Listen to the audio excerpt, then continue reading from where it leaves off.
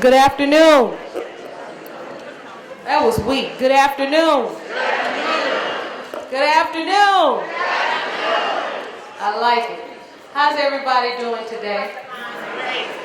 Good. It is so good to see everyone here. What became a vision is now a reality. So it brings me great joy to stand before you. My name is Dr. Kwame Anderson, and I am the Vice President of Programs at the Congressional Black Caucus Foundation. Thank you.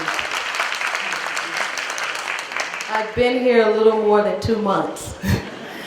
And it's been fast-paced, but this is awesome because I love what I do and I love who I serve with.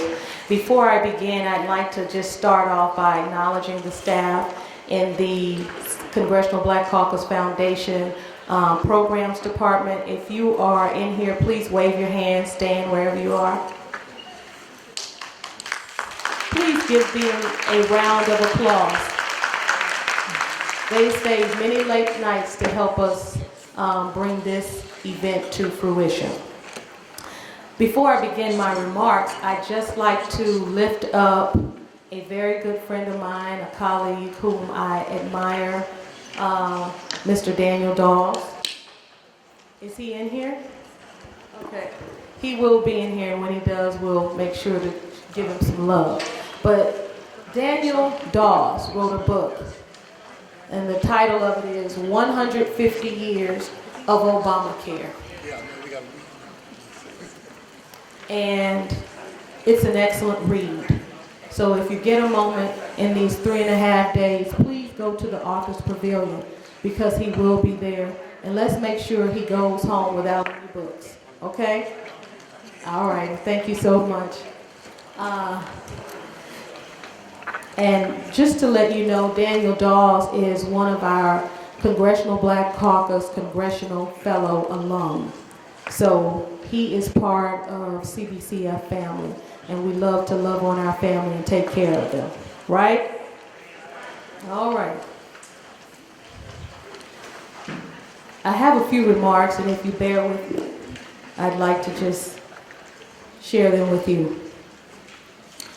Standing before you today is one who hails from the state of red dirt. As a native Mississippian, my land of birth has always shaped my perception of the reality that surrounds me. These humble beginnings have helped keep me grounded and never let me forget the reason I am privileged to stand before you today. As an Achesian, I still wear this badge of honor with the utmost pride. But there is a healthy part of me that yet weeps for those whom I have left behind. As an advanced technological society, my fellow Mississippians yet battle inherent biases within the institutional systems that to this very day deny them the equal treatment they so richly deserve. My mother was one of 7, 6 of them being girls and only 1 brother. He was not just my only uncle, he was my favorite uncle. We developed a bond that remains today as I think of him often with fond memories of adoration, respect, and love. Uncle Edgar was a decorated soldier and Korean War veteran. In other words, he was afforded Cadillac health care when there was no name for it other than TRICARE. Despite this platinum-tiered health coverage plan and the accoutrements it generously provided, he grappled subconsciously to trust a medical community African Americans have rightfully held for centuries. As a graduate student pursuing a master in public administration, concentrating in healthcare administration, I would take the first step of a long journey in my career towards health policy and advocacy. In all of my knowledge getting, it was not enough to convince Uncle Edgar of the impact preventative medicine plays in one's overall health. Before my degree was conferred, my dear sweet uncle, who taught me so many of life's lessons, was not there on that day to share with me one of my greatest accomplishments. Along the road towards completion, Uncle Edgar transitioned, and I transformed into the purpose-driven individual who is moved by my compassion to care. My master's thesis was dedicated to creating a sustainable model of prevention towards raising awareness of prostate cancer to eliminate health disparities in African American men in Cato Parish, Louisiana. While I could not stress this to my uncle, it would now be my life's mission to help save others by sounding the alarm of regular checkups, screenings, and being proactive to ensure your best quality of life. So on today, it's personal. And now, each of you know why. When I walk into the doors of the United States Department of Health and Human Services, or into an office on Capitol Hill, or advocate on behalf of the federally qualified health centers, or even now into the threshold of the Congressional Black Caucus Foundation, I carry with me those who live in my heart everywhere I go. They are my reason for living, for fighting the good fight, and for the everlasting hope that one day we'll all be free. Thank you.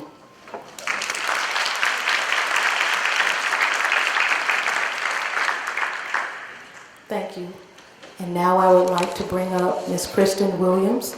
She is the Director of Corporate Affairs for AstraZeneca. Please give her a round warmer.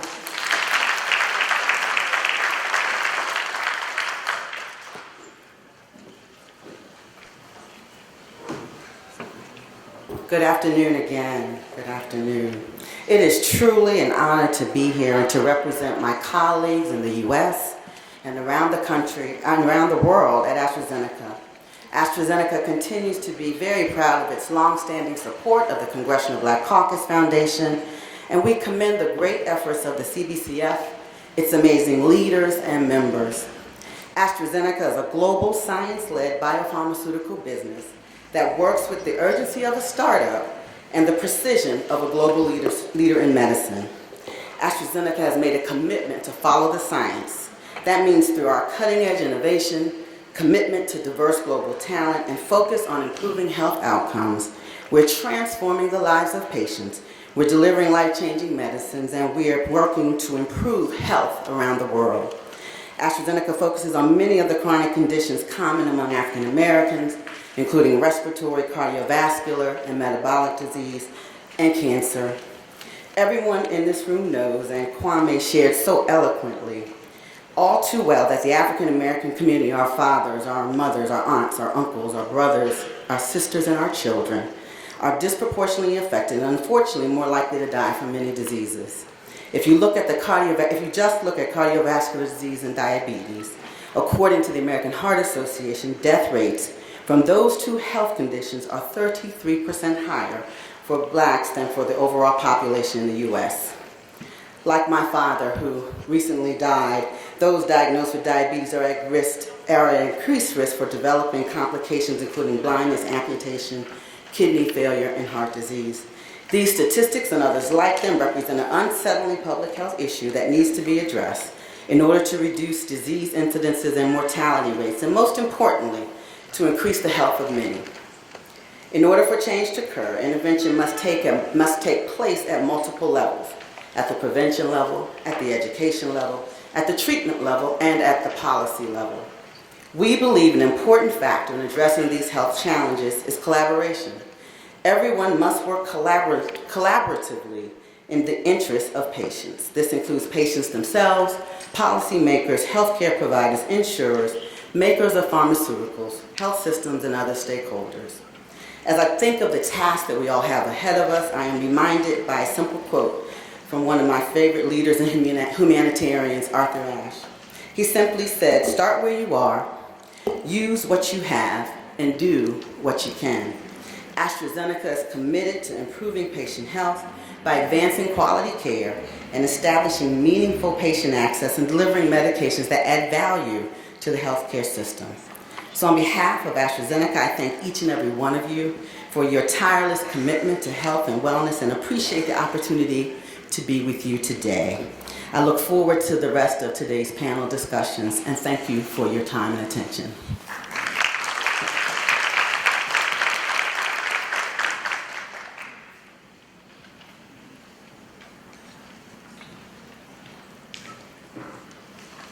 Thank you so much, Ms. Williams, and let's give her another round of applause.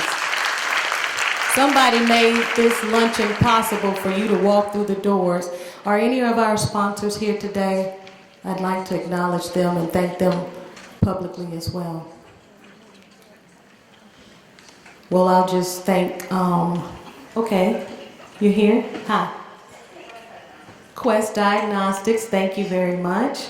And Merck, is there someone from Merck here? Ohio Health Foundation? No? Well, in their absentia, we want to say thank you.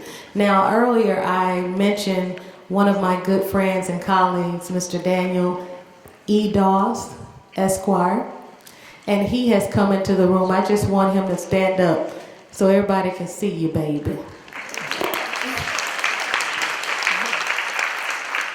150 years of Obamacare, and he will be in the Authors Pavilion, so let's make sure again that he goes home empty-handed.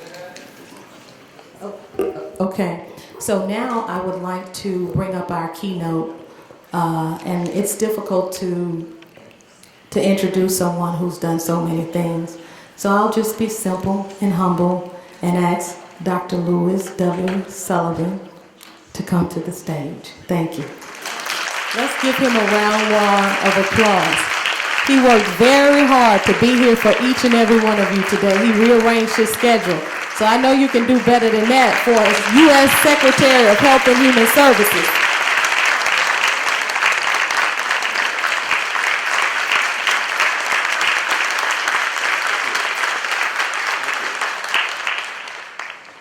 Thank you very much. As always, for me, this is a great pleasure and a great opportunity to interact with all of you and certainly with members of the Congressional Black Caucus. I thought I'd tell you the title I came up with for my talk today, and it is as follows: For a More Perfect Union, Looking Back While Moving Forward with the Congressional Black Caucus. As all of you know, the Congressional Black Caucus was organized some 48 years ago. At that time, this was a period of great social ferment in our country. The civil rights movement was very active and in full swing at that time, under the leadership of Martin Luther King, but many others along with him, Andy Lewis, Andy Young, John Lewis, and many others.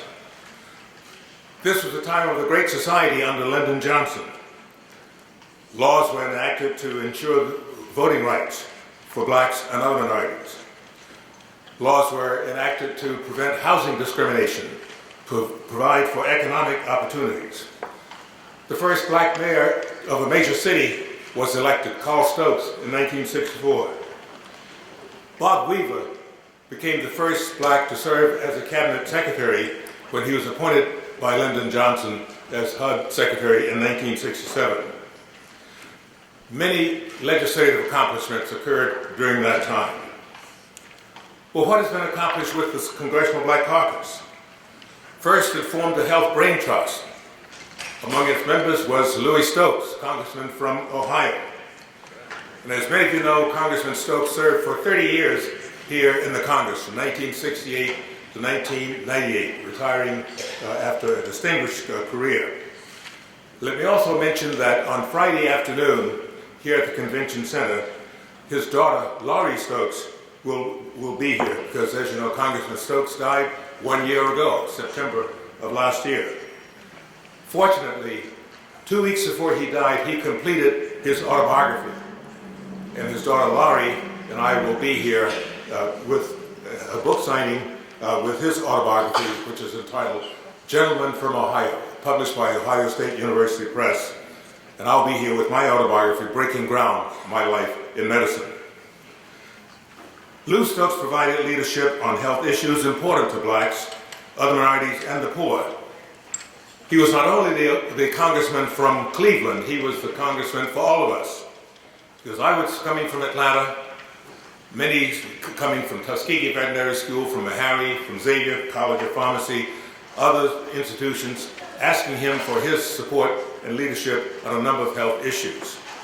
We couldn't vote for him, but we could contribute to his campaign and urge him on, and he served us mightily. The Heckler Report by Secretary Margaret Heckler from the Department of Health and Human Services was published in 1984, entitled Black and Minority Health, the first such report from the Cabinet Secretary of HHS. This report led to many changes, including creation of the Office for Minority Health in the Secretary's office at HHS. There's been increased focus on increasing diversity in the health professions during this period. We saw the founding of Morehouse School of Medicine in 1975, an institution I was honored to head.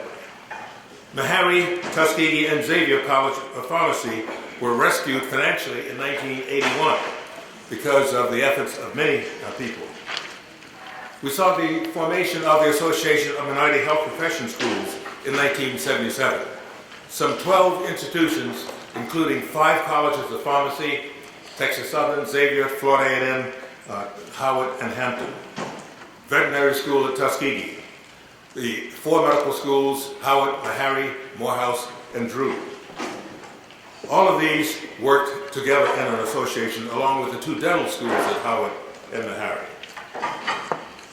We worked to create legislation, the Research Centers at Minority Institutions program that occurred in 1986. And that program persists today. A new section was added to the higher education bills, Title III, Section 326, providing educational support for graduate professional health programs in the Department of Education. And many other bits of legislation were enacted. We also saw the development of what is now the National Institute for Minority Health and Health Disparities. It began as an Office for Research in Minority Health in 1991 when I was secretary, and we appointed Dr. John Ruffin as the director of that office. He saw its evolution in 2001 to a Center for Research in Minority Health and Health Disparities, and finally in 2010 to the National Institute for Minority Health and Health Disparities, the youngest institute at NIH, focusing on eliminating health disparities between minorities and the white population, and improving not only the health of minority populations, but the number of minority investigators, faculty members, and others. And this all culminated in the election in 2008 of the first black president of our country, who is serving today.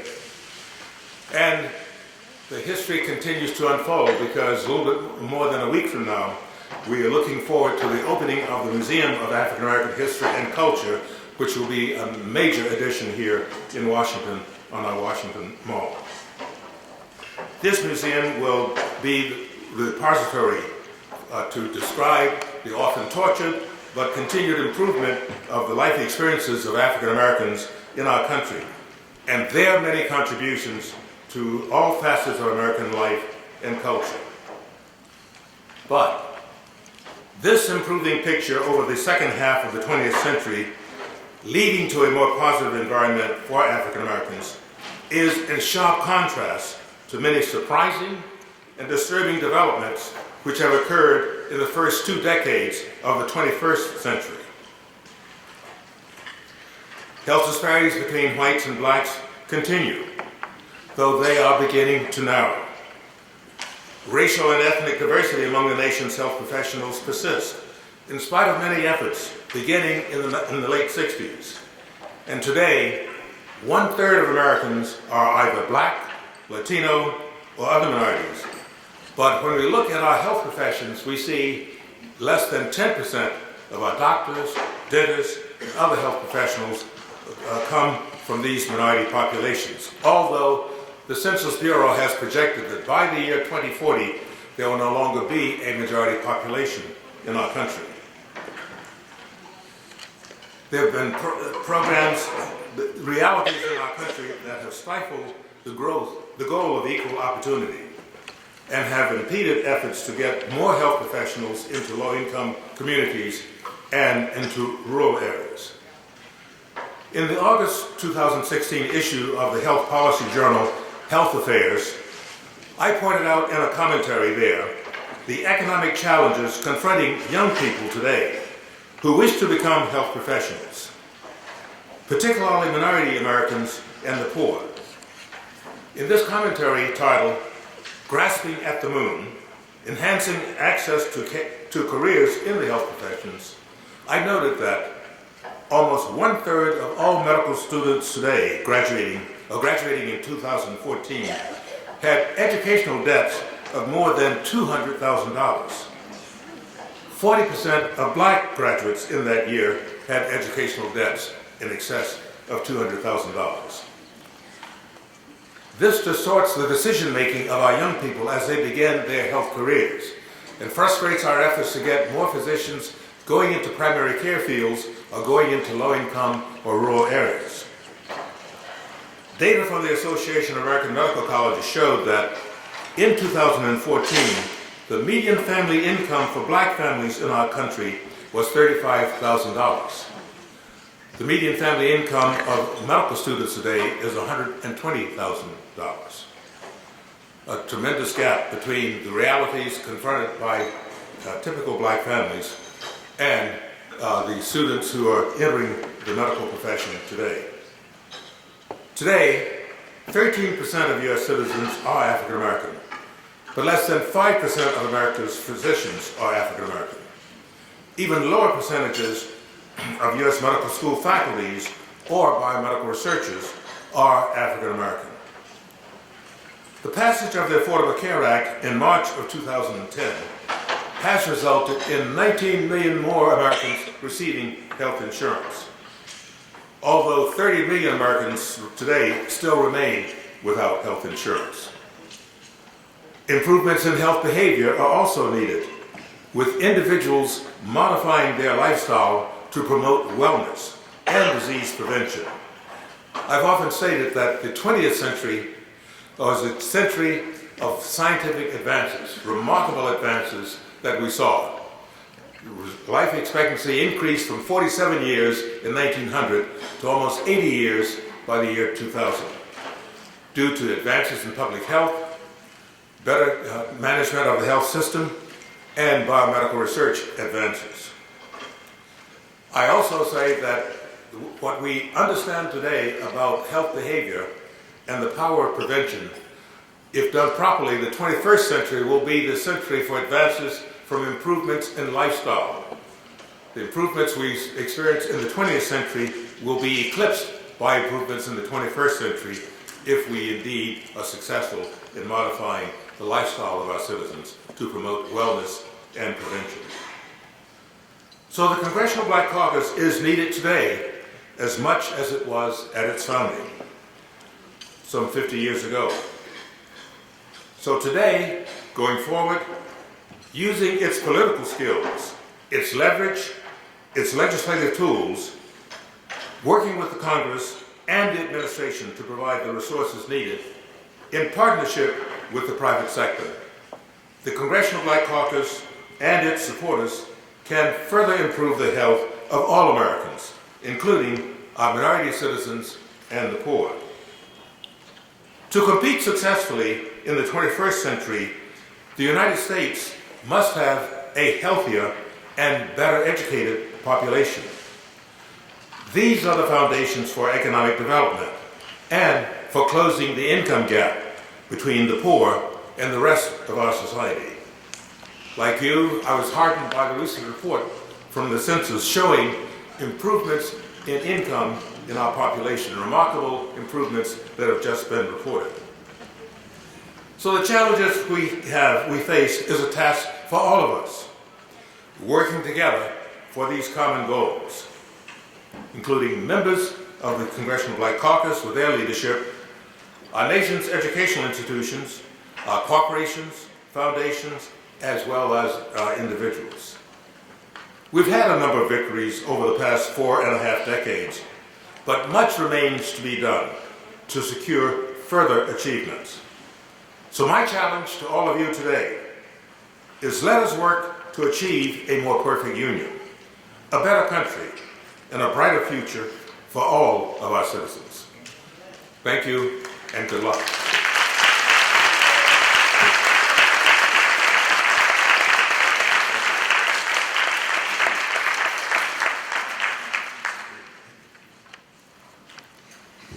Thank you, Dr. Sullivan, for opening up our discussion this morning, and thank you very much this afternoon, and thank you very much for acknowledging someone we all owe a debt of gratitude to, former Congressman Lou Stokes, my mentor and predecessor, the founder of the Congressional Black Caucus Health Brain Trust.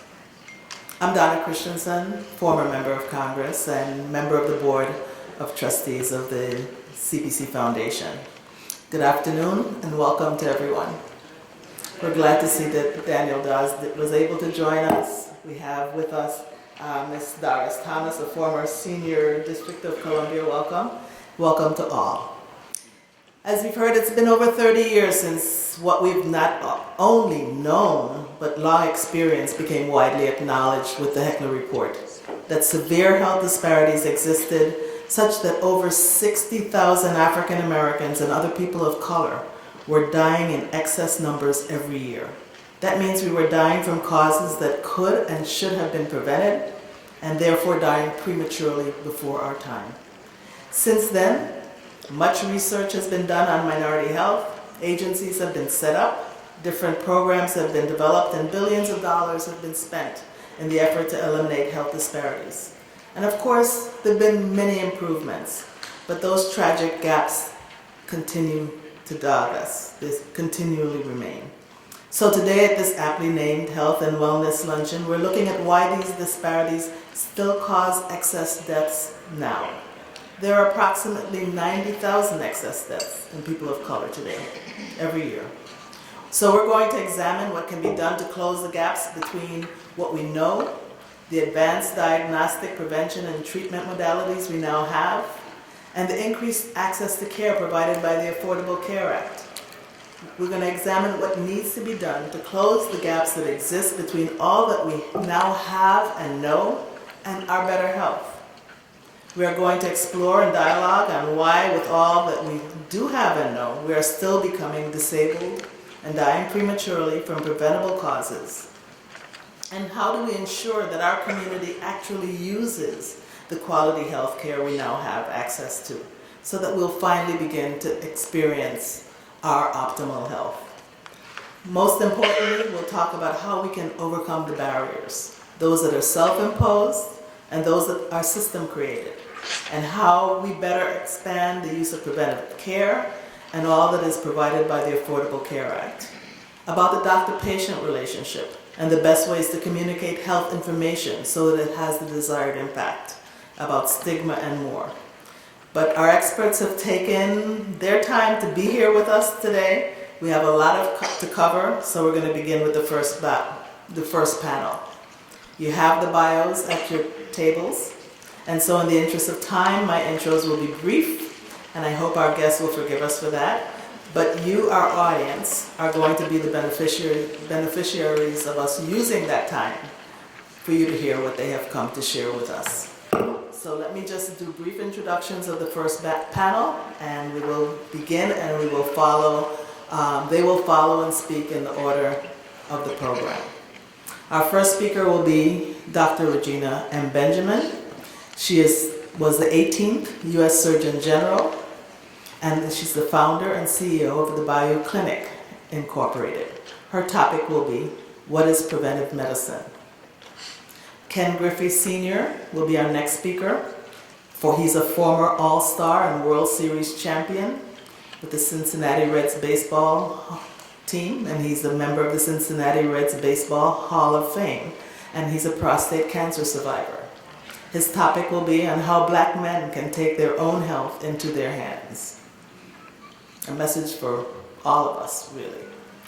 Ebonee Rice will be the third speaker. She's the National Director of Young American Young American and Women Engagement at Enroll America. She will speak on engaging millennials and young invincibles in the understanding of the importance of preventive medicine versus catastrophic care. And finally, Dr. Michael O. Minor. He's a senior pastor at the Oak Hill Baptist Church in Hernando, Mississippi. His topic will be faith-based health and wellness mobilization to encourage by example the importance of living a healthy lifestyle. So Dr. Minor is the Southern pastor who banned fried chicken in his church. So this ought to be interesting. So we'll begin. Help me welcome our panelists, and we'll begin with Dr. Regina M. Benjamin.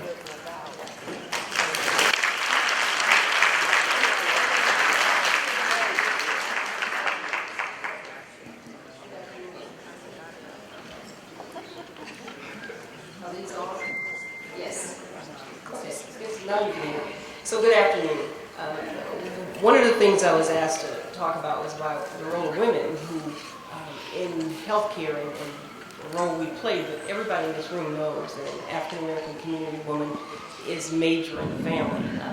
And I jokingly said when we were medical students, there are three things that bring a man to the doctor: pain, blood, his wife, or mother. That's it. So we basically have a really good role, a big role. Thank you for listening to Dr. Sullivan. Many of you may or may not realize Dr. Sullivan has done so much for us, and I'm particularly proud of him because he was my professor in medical school and dean of Morehouse School of Medicine when we got there, and I wouldn't be a doctor today if it wasn't for him, so I'm really pleased to, and kind of humbled to follow him. Just a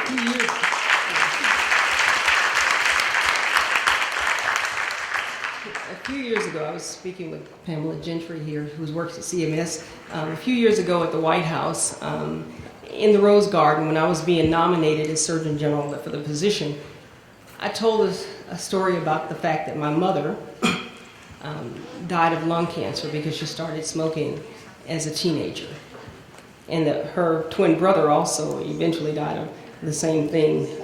He was a POW and had COPD.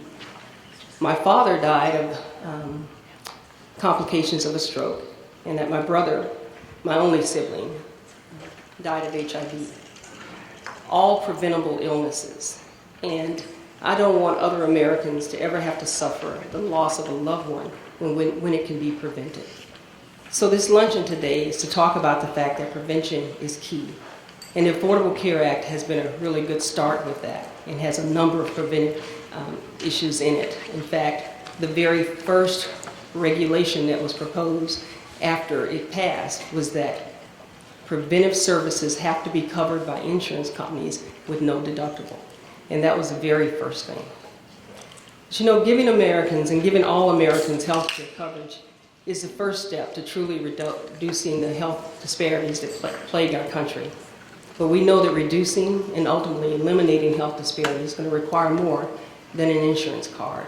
We also have to deal and address the social determinants of health, such as poverty. A study that was published in the American Journal of Public Health showed that poverty and dropout rates are at least as important as smoking is in the United States. The importance of education. The health differences between the more educated and the less educated is significant. The United States death rate for people with less than 12 years of education is 2.5 times higher than those with 13 or more years of education. Just by getting a high school diploma, you live longer. An additional 4 years of education was found to lower 5-year mortality, reduce the risk of heart disease and of diabetes by 10 percentage points each. I'm a longtime champion of the power of prevention, and it was the foundation of my work as Surgeon General and still the foundation of my work. And you've heard me say so many times that health doesn't occur in the doctor's office or the hospital only. Health occurs where we live, where we learn, where we work, where we play, where we pray. Health is in everything that we do. And I believe that prevention offers the greatest opportunity to improve the health of America's families now and for decades to come. And prevention is not new to the national dialogue. However, in recent years, it's become more vital and more relevant than ever before. It's now an imperative. And that's largely due to the changing dynamics and the demographics as more American families struggle to deal with chronic diseases such as diabetes and hypertension and strokes and behavioral and mental health illnesses, and the tragic toll that they take, both personally and financially, particularly on their families, their communities, and the workplace. We have to make prevention part of our everyday lives and empower people to make better health choices. So I was really pleased to have been a part of the Obama administration when we launched a broad agenda to help Americans get healthy, live longer, stay well, and thrive. As Surgeon General, I had the privilege of chairing the National Prevention, Health Promotion, and Public Health Council that was established by the Affordable Care Act. And that council consisted of 17 cabinet-level heads of agencies like the Department of Transportation, Secretary of Agriculture, Labor, Environmental Protection Agency, HUD, Defense. 17 cabinet-level heads of agencies sitting around a table for the first time ever to talk about health prevention. The council released the first ever national prevention strategy, and our vision was and still is to move our healthcare system from a focus on sickness and disease to a focus on wellness and prevention. Because if we truly want to reform healthcare in this country, we have to prevent people from getting sick in the first place, to stop the illness and stop the disease before it ever starts. So in addition to a state-of-the-art medicine, we need a new approach to promoting prevention in our communities, since staying healthy depends on other factors that influence our health, like housing and transportation, education, the availability of quality, affordable foods, our workplace, and our environments. We want to change the way we think about health in this country, and that calls for the nation to take a more holistic and integrative approach to community health. And you're going to see some of those integrative approaches by the next two panels. As Surgeon General and as former Surgeon General, I went around the country trying to implement this and still doing it, implementing this national prevention strategy. We work with partners in industry and corporations, education, philanthropy, local and state governments and tribal governments, bringing this national prevention strategy to life. And you may not hear of it much as the words national prevention strategy as we used to use those words. You're hearing it as things like Healthy Chicago. San Diego has its own program. The state of Massachusetts has one. Sweden, the country of Sweden. And they're under various names. Robert Wood Johnson is now considering the culture of health. They're all about the same thing, of including everything into health. I was going to mention just a couple of projects that we're working on that's still engaging some of that prevention.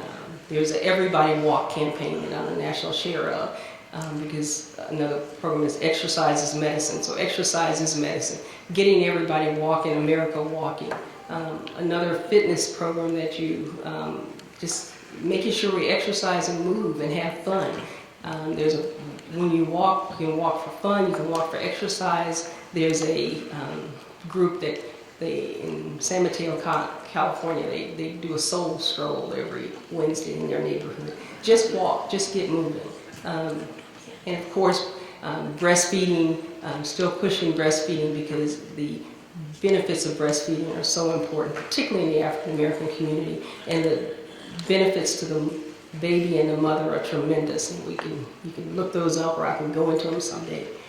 And as the national chair of the National Kidney Foundation, something they're calling chronic kidney disease intercept.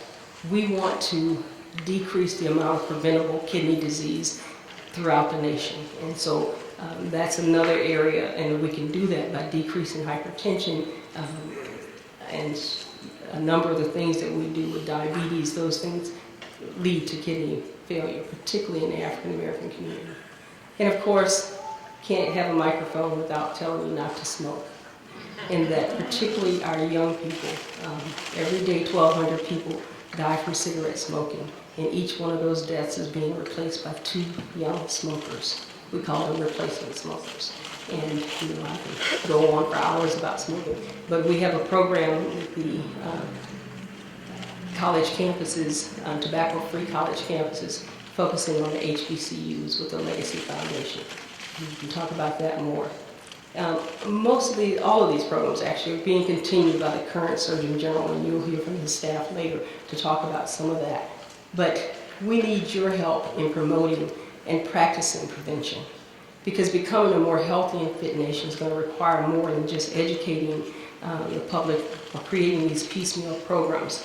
It's going to require a unified plan of action, like you'll be learning around the Congressional Black Caucus Foundation this week, and the National Prevention Strategy. Whatever you want to call it, we need a dedicated group of leaders just like you to lead that charge. So I hope that you will join us in promoting prevention in everyday life and everything that we do.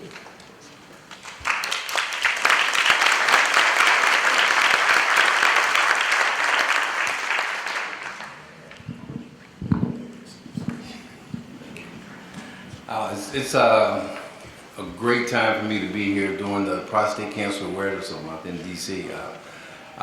It's a situation where it's very important to me. I kind of lost 4 uncles with prostate cancer, and the most important, when she's talking about family, the most important one that really got me going was my mother, and she lost 4 brothers. So the situation with her was to make sure she raised 5 boys and a girl, to make sure we were checked during that time, because she didn't want the same thing happen to her brothers as it happened to, to happen to us. So she was very instrumental in that.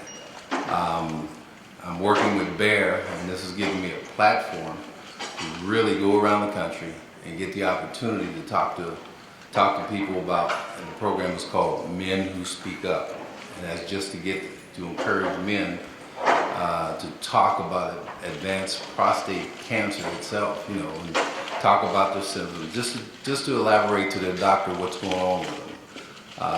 I had 4 friends that I was playing golf with for years, and until I was diagnosed with prostate cancer, I had no idea that they had prostate cancer. And like I said, I had been playing golf with them for 4 or 5 years, and they never talked about it. And the hardest thing to do is to get, especially black men, to talk about prostate cancer or any kind of thing, as we say in the sports world, below the belt. And that's one of the toughest things for them to talk about. I guess it's a macho thing, I don't know what it is, but I still have problems talking to my 2 older brothers about it. And my younger brother, who was just diagnosed and had prostate cancer surgery last month, I'm talking to him all the time about certain situations that may come up with him. Like I said, this whole thing is this, being invited here by the Congressional Black Caucus Foundation and their work on prostate cancer itself is very important to me because of the fact of things I went through. We've been talking about this and doing all the main things to kind of get the ball rolling. But the biggest thing to me is, in our neighborhoods, or just to get black men to get screened. We had the biggest problem doing that. I mean, I went to a golf tournament down in South Carolina. There's Hootie and the Blowfish, I guess Darius Rucker, and he had a situation where he wanted me to do something for him, and I had to go there. I had just I just had the surgery from prostate cancer, and I went there, and we had 135 black men screened free. And I think that is one of the other problems that we have, is the fact that, we're looking at black men that won't go to the doctors. You got to pull them, like you said, it's either your wife. I know my wife stays on me 24/7. You can go to a dentist or the doctor, period. It doesn't make any difference. But the fact that they won't go. My older brother, I was just telling a friend of mine just the other day or today that I'm having the hardest time just to get him to the doctors. And I know he has a growth, and they had just did a colonoscopy and they had a growth, and we don't know what it is, and it's kind of scaring me because he won't go, So I'm going to kind of get to him, try to get there and talk to him just to get him to go. I think, like I said, the other thing is that the insurance that black men don't have, that's another thing that scares them. They won't go because they can't afford to pay for it. So I'm just going around the country. Hopefully, I can get one or two to go ahead and go see the doctor, talk about their symptoms. Because, I was diagnosed early, and I didn't have to worry about radiation or chemotherapy or anything of that nature. So if you get diagnosed early, you got a chance. I got 18 grandkids, and I wanted to be around. I wanted to be around to see all of them do their thing. I got two at the University of Arizona playing basketball and football. I got one at Tampa, University of Tampa. She's a little short thing, but she plays volleyball. But those are the things I'm here for. And the rest of them, I've been teaching other kids for years in baseball. I've been in baseball for 47 years. And I decided to retire last year, and I got 9 little ones from age 15 down to, well, she just was born the other day. She's a month old, so. But I wanted to be around to help teach my own now, in terms of the world of athletics. I mean, I played football, basketball, I did all that, but I want them to understand that I want to be around to teach them. I have a website. The website is menwhospeakup.com. You can find all the information about advanced prostate cancer on that website. I want to thank you for inviting me down here. Thanks.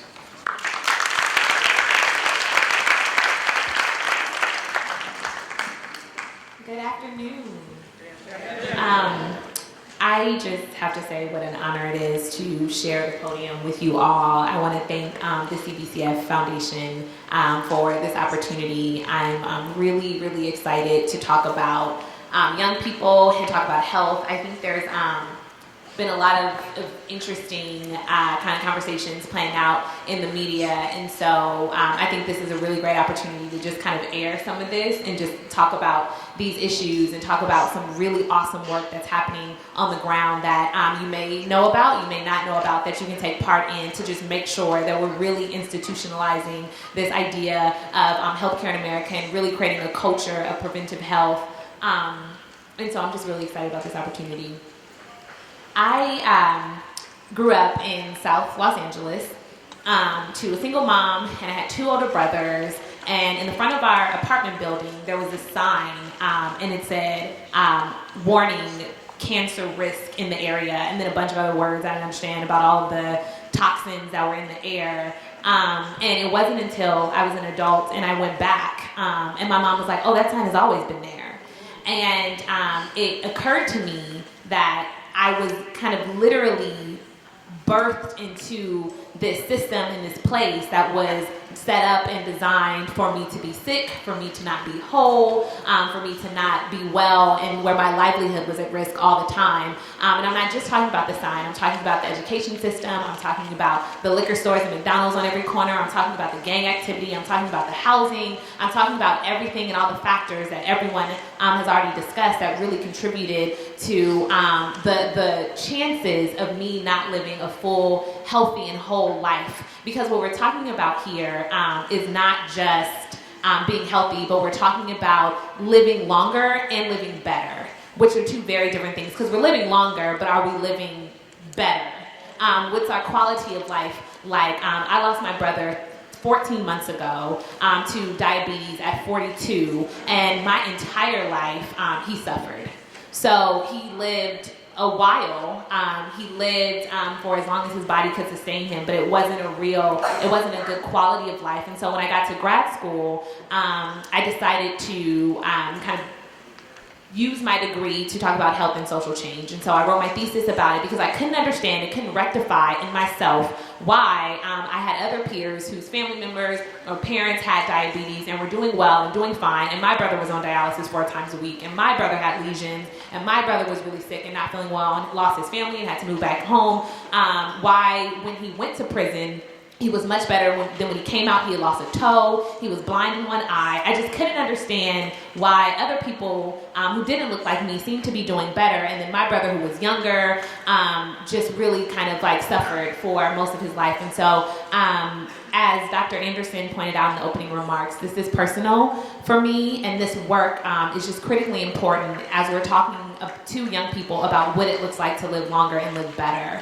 My role at Enroll America is to manage young adult coalitions, the National Young Adult Coalition, that really works to institutionalize the Affordable Care Act in this country and really works to reform healthcare in this country. And I think what's really exciting about that is I just turned 28 years old.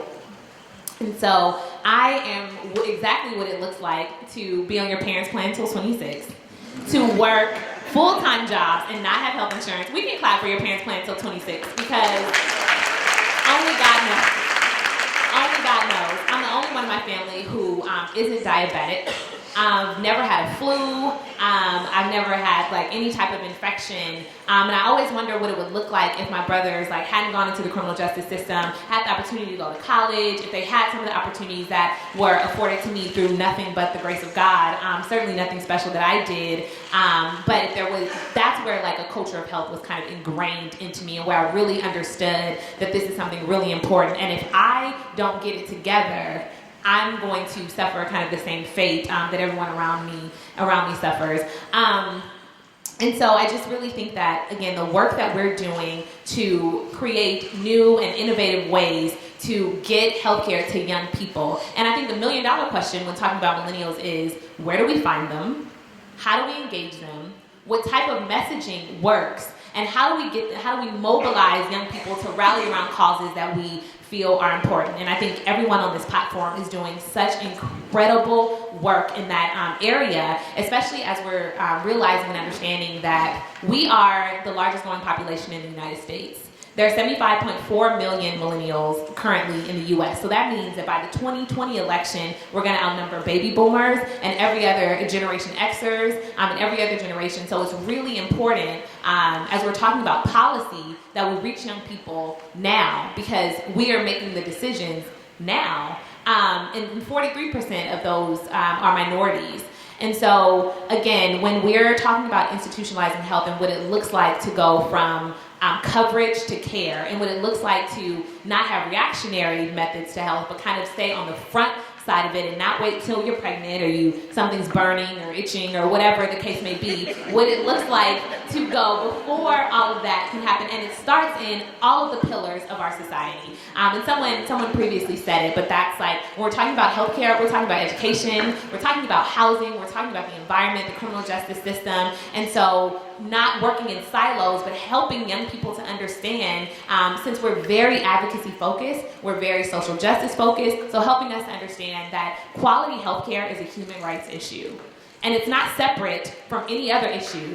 And to have whole, healthy people, bodies who are going to be, we are the digital curators in this world. We are the revolutionaries. We are the new social justice advocates. We are the faces of brands. We are all of these things.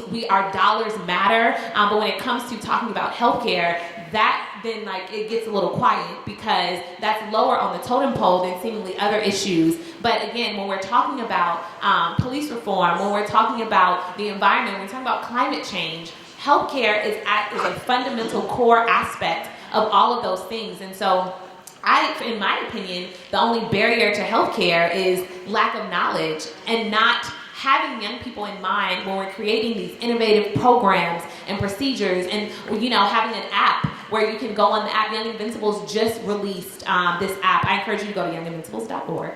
Plug. Just released an app where you can go and you can find a doctor in your area. You can see what's out there in terms of healthcare coverage options. We have tools on our website, enrollamerica.org, and not working in silos, but partnering with organizations that may not be healthcare focused, but the work that they're doing is very important. One of our greatest partners is Delta Sigma Theta, and they've done a weekly class for that. And they've done incredible work in this space with us because you need feet and boots on the ground. We work very closely with the Department of Health and Human Services, with the NAACP, with the Housing Authority, with all of these organizations, many of which I'm sure you all are a part of, to again make sure, with the Department of Education, to make sure that we're having this conversation at HBCU levels, that we're having this conversation at the elementary school levels, that we're having it at hospitals, but at the park. We're having it at churches, that we're having it in all of these areas so that we can really get to the root and create a culture of young people that are aware, that understand the difference between a PPO and an HMO, that aren't threatened by deductibles, because Sally Mae calls all the time, but ain't nobody checking for your hospital bill, okay? They'll send you a little letter, but that's pretty much it. And if you don't really understand how that process works, that gets overwhelming.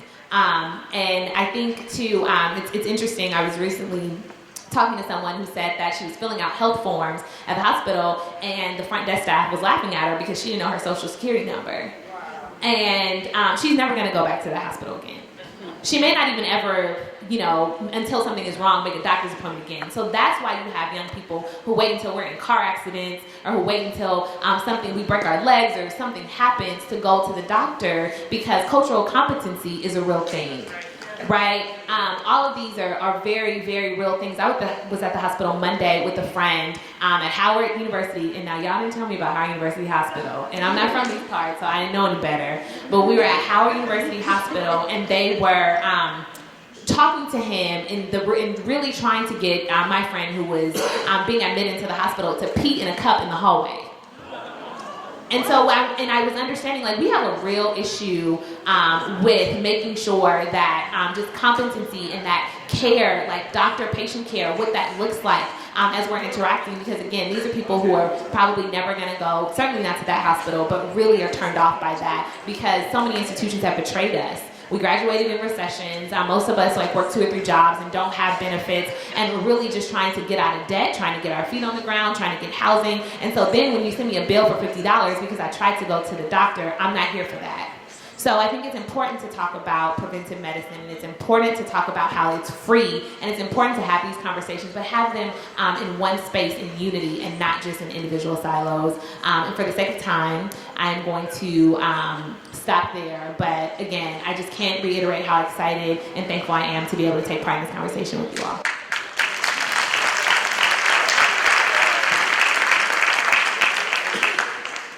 Good afternoon, everybody. I'm a Baptist preacher. Y'all can say that better than good afternoon, everybody. I'm happy, glad to be here from the greatest state in the nation, Mississippi. The reason we're so great, we hold up the rest of the nation because we're at the bottom of all the health stuff. We're tired of holding the whole nation up, so we're trying to move up and make ourselves healthier. Well, yes, I am the Southern pastor banned fried chicken in this church. It was a symbol for us. The church is all about symbols. Okay, houses of worship, whether you're Christian, Muslim, whatever, everybody has a symbol. And at our church, when I first got there, I was doing a funeral almost every week. It was so bad, they said, whatever you do, don't ask Reverend Mount to come pray for your loved one, because they surely will die. But the thing about it was they were dying from very preventable diseases. And I saw in my church, we had a lot of, especially women, who had special sizes. So I deduced that the way to make things better is to get them to better sizes. But how many of you know a preacher can't get up in the pulpit and say, look, women, y'all need to lose weight. That dog wasn't gonna hunt. So what we did was we started with our ushers and greeters organization around the county, and we introduced a health component that started back in 1998. And so what we were able to do then, I would come back to the church and say, hey y'all, the ushers say that we got to eat better, we got to lose weight, and all this other type. Really it's me talking because I'm over the training. But you got to do what you got to do. So over about a 5-year period, it was a transformation at the church. Look, I'll give you a great example. There's one lady, the best she could wear, don't jump on me, women, I'm from down south. The best she could wear was a crocus sack dress. So now you can Google and find what a crocus sack is. I'm from really down south. But she lost that weight until she was able to wear something with some curves, and her husband, who had not been to church in about 15 years, started coming.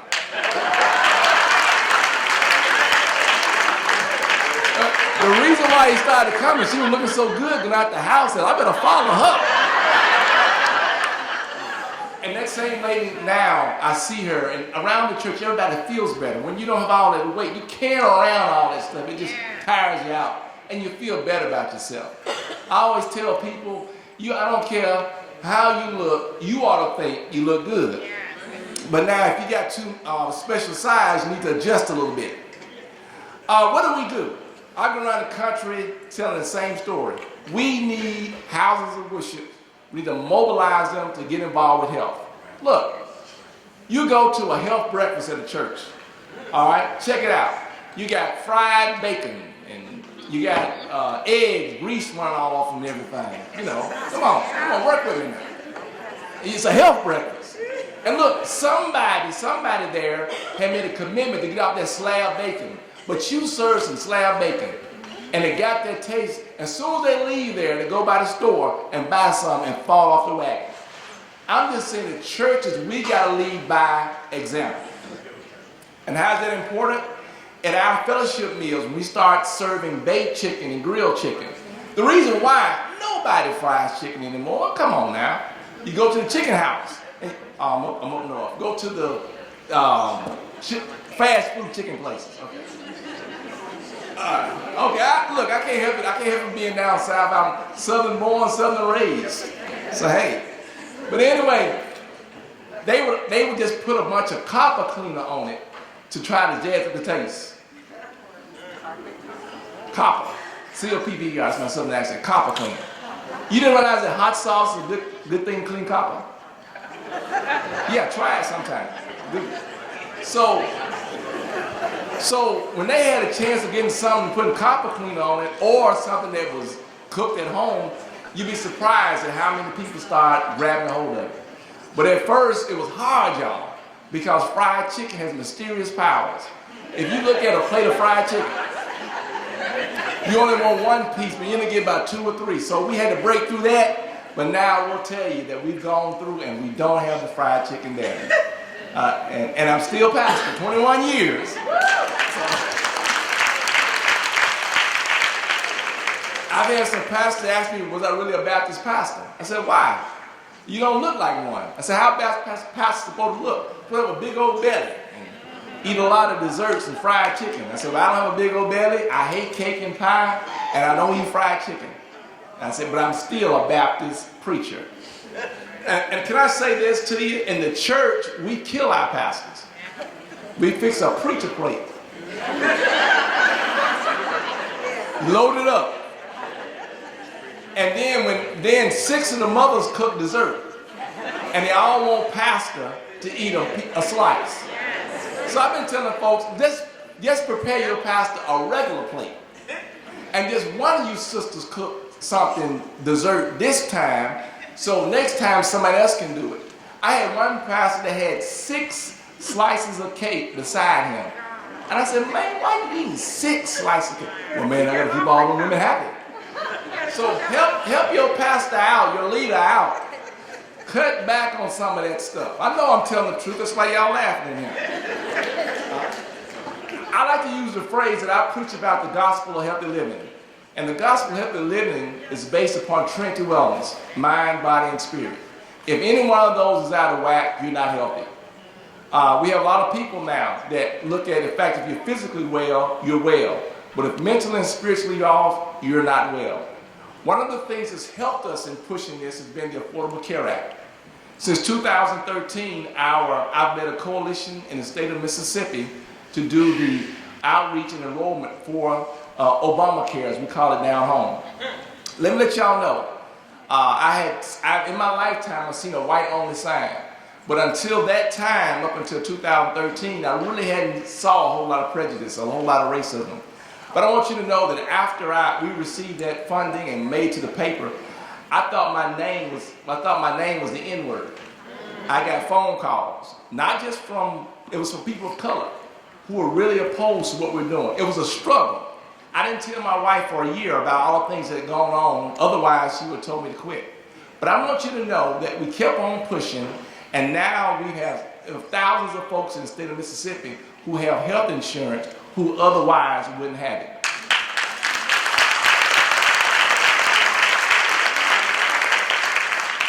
The only problem is our governor doesn't believe in the Obamacare. He has not expanded Medicaid, so we still have tons of people who are falling into the coverage gap. But thank God for federally qualified community health centers.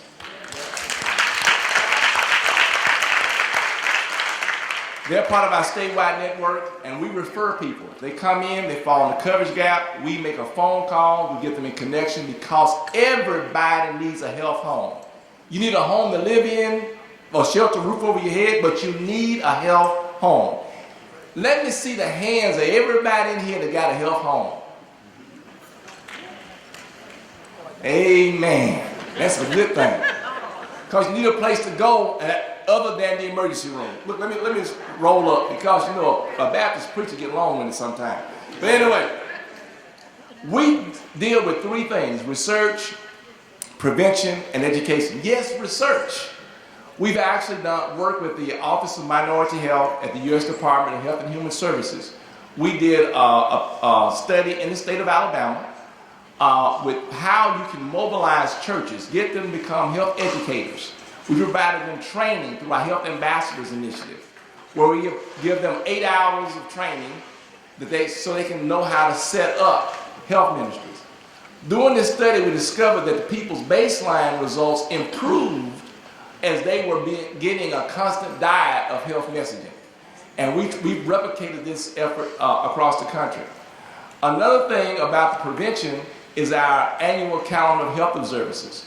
One of the things I'm most proud of is because we included National Black HIV/AIDS Sunday, we now have an opportunity to talk about that in many of our churches who otherwise would not have. And another thing we do is talk about walking tracks. Every church ought to have one. And guess what? You ain't got to build one. Just get one of your deacons, or trustees, or stewards, whatever you call them, to get one of those big roller things and measure around your church, tell people how far it is, and you start walking. Very simple. There are churches everywhere. The houses of worship everywhere. That's why we need them to expand the four walls of their church to look at the communities in which they serve. It bothers me to see armed camps on Sunday morning because you got people coming, the church is still in the community, and they got security guards, they got barbed wire, everything else. Now, wait a minute now. How does that look to the community as a whole? I said, we got to be a service to the community. Saturday, we'll be giving away 20,000 pounds of white potatoes because we're working with the Society of St. Andrew. These are the type things that houses of worship should be involved in. It's good to make folks happy on Sunday, but it's no good if they're hungry on Monday. So we got to work on ways of getting our churches involved. And then the final thing, again, quick, education. We got three levels: our health ambassador, our health promoter, and our health advocate that walks people up through, at the basis of it is how to eliminate health disparities and to promote health equity. We probably have several hundred of them already, and we're trying to get a goal of getting 10,000 in our denomination over the next 5 years. And by the way, I am a member of the National Baptist Convention, USA Incorporated. I have to get that in for my president. And then, of course, we work with the USDA on a summer feeding program. A quick story, a church in Drew, Mississippi, in the heart of the Delta, Drew, Mississippi. You know, if you drive too fast, you'll miss the town. They served 280 young people breakfast and lunch throughout the summer. These were kids who otherwise would not have had anything to eat. We're hoping to get more houses of worship across our state to do the same thing so that we can make our nation a lot better than it is. God bless you and God keep you.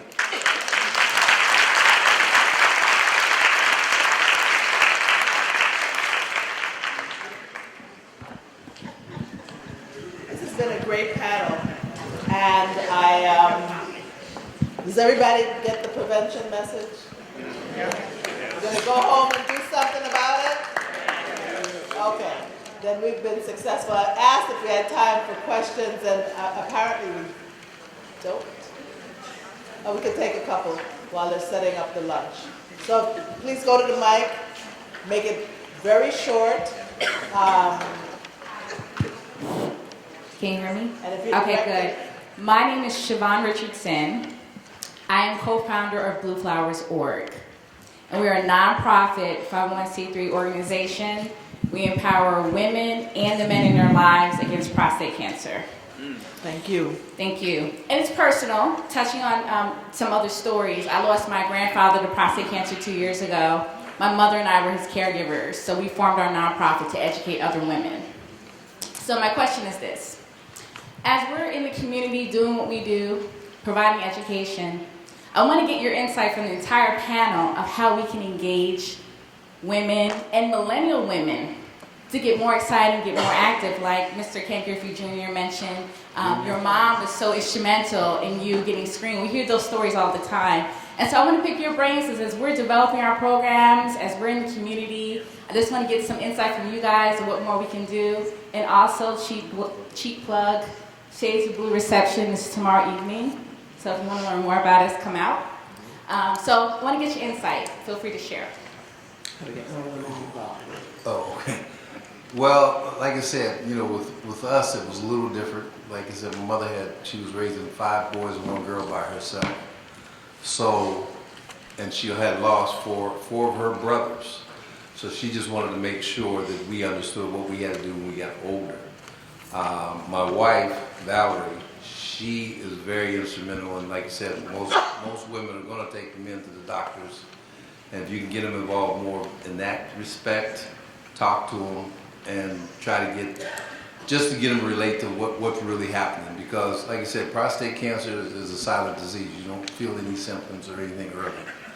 And you just want to make sure that women are educated on what they need to do. My wife was very educated on what she had to go through with me, so I'm trying to do the same with my brothers and make sure they're well educated on what's going on. But just to get the women involved is probably one of the hardest things to do. It's the same with men, trying to get them to go to a doctor, but only thing we can do actually is just to keep talking, make sure they understand more about how this disease goes on.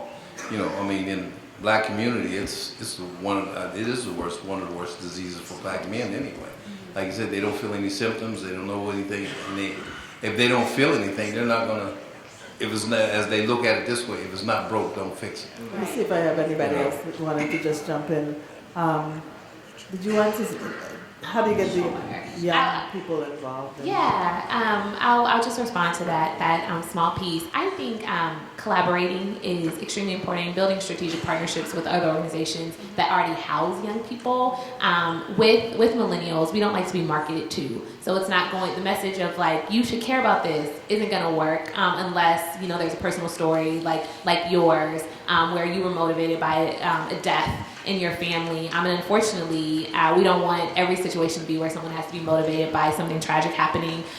So in order to meet young people where they are, you kind of have to go where they're already established, already have norms, already in these places. So that comes with just partnering and being in places where millennials already are, whether that's college campuses, whether that's unions for young people who work several part-time jobs, forging as many partnerships as you can to meet young people where they are and message to them in that way.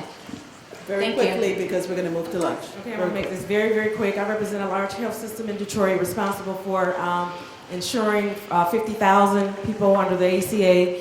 We went out in the community. We went out, like you indicated, and we went out to Coney Island. Not necessarily the healthiest breakfast in the world, but we were able to enroll 728 people going through the Coney Islands. This work is very important to me. I'm a 6-year stroke survivor. I appreciate your story about the special sizes. I was one of them, started as a 4 in high school, went from a 4, 6, 8, 10, 12, 14, 16. And I said to people in my TED talk that I did recently, you can be a healthy size 12. And this talk is real. Lost a brother at 29, 25 years ago of a heart attack. So this is a serious subject that we need to just take, very serious and get right. Thank you. Let's give our panel another round of applause. If you wanted to ask something, you'll have to do it individually.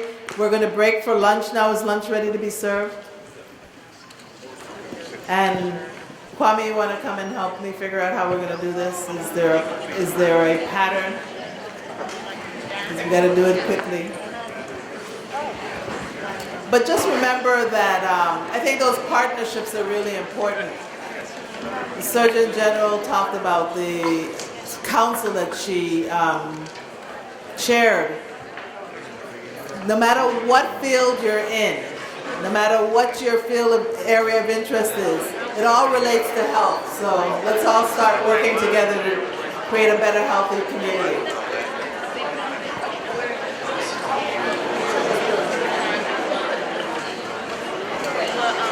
Afternoon, everybody. That's what it sounds like to be full. All right, how's everybody doing with the baked chicken? You're healthier, I know that much. Okay, so we're about to get started with our second panel, and we just want to thank you for staying over because we have another set of all-stars that are before you. I have two housekeeping things that I'd like to share. The first thing is, in your seat, you should have a taking action back home card. Anybody ever been to the Baptist church before? You know where you write your little notes in the little program? This is it. So make sure you are able to extrapolate some points that you can interject when you go back at home and be able to implement. It gives me great pleasure to also announce that tomorrow my colleagues will have a panel discussion called Just Medicine, Making the ACA a Reality for African Americans. And that will be tomorrow. Look in your program books, but it's in room 201. Hopefully everyone here can be there on tomorrow. And now I'd like to bring up someone who is a colleague of mine when I worked at United States Department of Health and Human Services in the Office of the Secretary, Office of Minority Health. She is the director of the Centers for Medicare and Medicaid Services, Office of Minority Health Director. Her name is Dr. Cara James. Please give her a warm round of applause. Thank you. I'm just going to move this to the side so you guys can keep doing your things. And I can also use my soccer coach voice in case anybody can't hear me.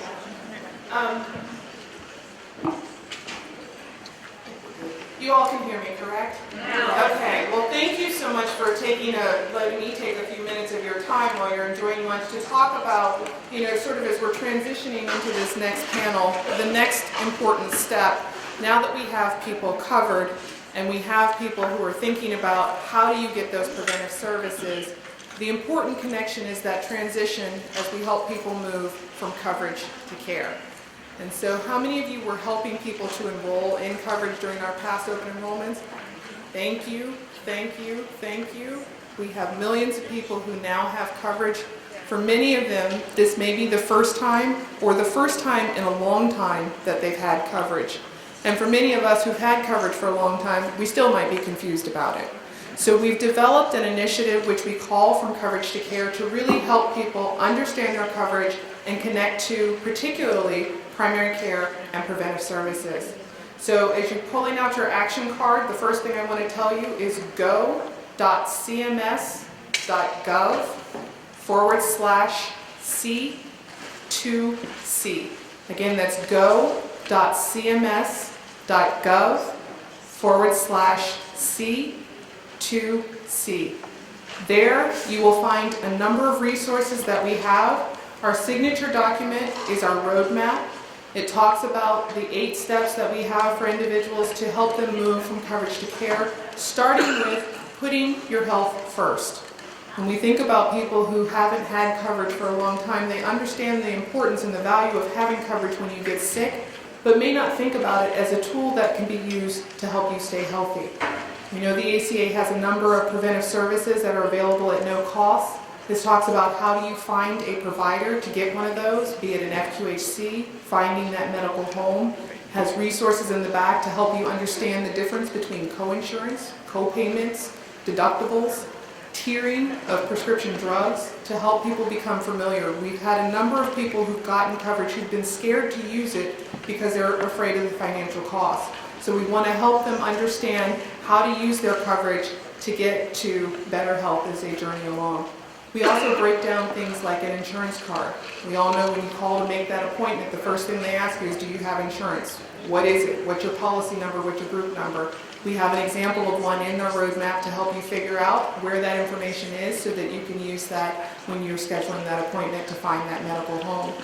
And when we think about particularly our minority communities and making sure that they find a provider who treats them with respect and culturally competent care, we also have a step in here where we want to make sure that the consumer decides if that provider is right for them. Because part of that long-term engagement in healthy is not getting frustrated at the first appointment and not going back for the second one. So we put some tips in to help people think about and ask themselves whether this provider is the right one for them. And if not, letting them know they can change. That's something that we found when we were testing it out. A lot of consumers did not understand. As one person said, I didn't know that if my doctor turned out to be Frankenstein, I had a choice and could change. So we want people to find that medical home, find a provider who can work with them to find those healthy goals. And then, because even though this may be a little bit of information, if you think about our Medicare New Handbook, it still may be a lot of information for some consumers. We have just this year released our new short version of 5 ways to make the most of your coverage. This is 5 things that everybody should know how to do now that they have coverage, and it doesn't matter if you have Medicare, Medicaid, employer coverage, or marketplace coverage.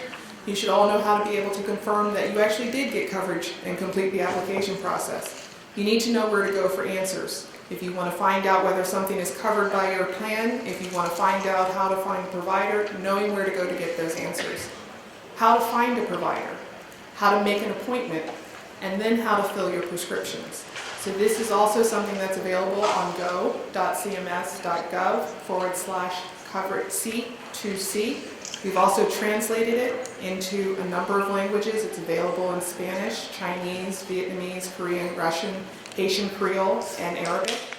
And we are working with our navigators and a number of our community organizations. We want to thank Dr. Miner and the churches who've been incredible partners in helping to push this out, because we know that the community partners are the trusted resources, and they're the ones who we want to empower to share that information with consumers so that they can bridge that gap from coverage to care to live a long and healthy life. So I think that you're going to hear a lot more about how we get there with our panelists that are coming up next. And again, just thank you for allowing me a little bit of time. We have a few resources around the room, but again, you can go to that website, go.cms.gov/C2C, and the order, you can download, order for free, and they will be shipped to you, and you can use those in your communities. Thank you. Thank you, Dr. James. In the ACA, we added new offices of minority health, and one is at CMS, so we're really lucky to have someone like Dr. James there working and making sure that CMS does right by our minority communities. So I know you didn't think we could do it again, but we have another great panel for you this afternoon. Again, I'm going to do short bios so that we can leave time for our speakers to share with you. We have Dr. Marjorie Hill, who's the Chief Executive Officer of Addabbo Health Center, who will talk about the federally qualified health centers that our pastor spoke so highly of this morning, and their role in providing primary care as patient-centered medical homes to the underserved and uninsured. Dr. Edwin Chapman, who is an adjunct assistant professor at Howard University Department of Psychiatry, talking to us about the cutting-edge technologies that augment the ACA, including telemedicine and care coordination. Then we have Dr. Sharon Arlene Bradley, Director of External Engagement from the Office of the U.S. Surgeon General, speaking to us on National Prevention Strategy. And we are very, very fortunate to have with us the First Lady of New York City. and she is Mrs. Shirlene McCrae.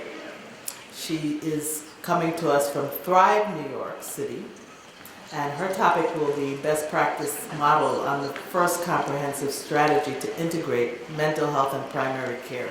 Thank God. So we'll go in the order in which your program, starting with Dr. Hill and moving on down.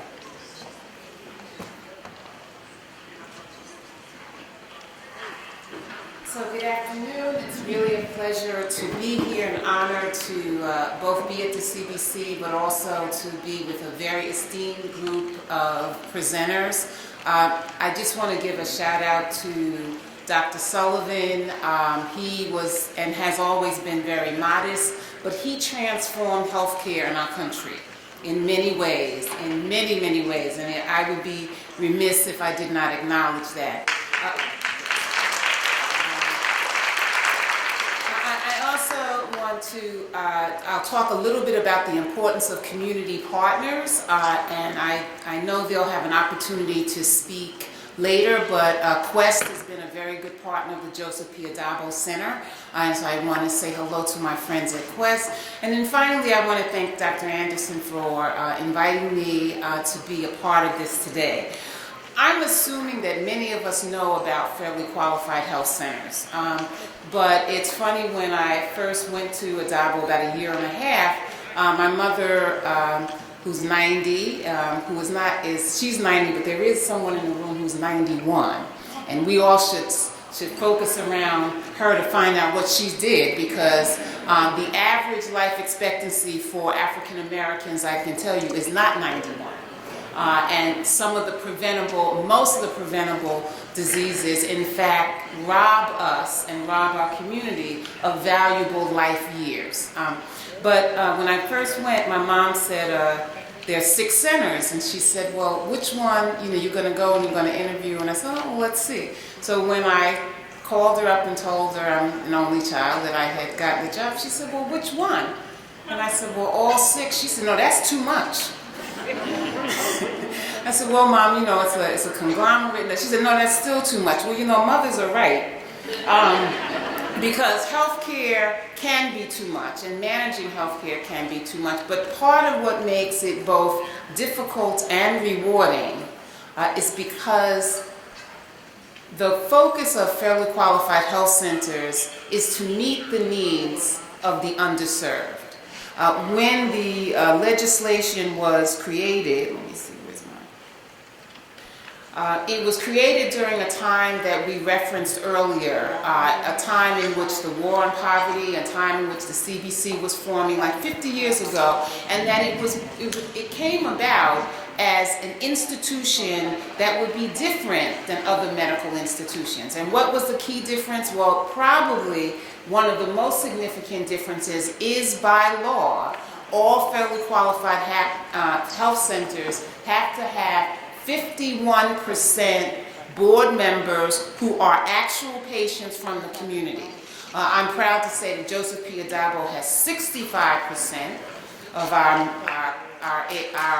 board members are from the community, and that does have challenges, but the reason is that so many of our people go into medical establishments and feel not heard, not listened to, not understood, not wanted.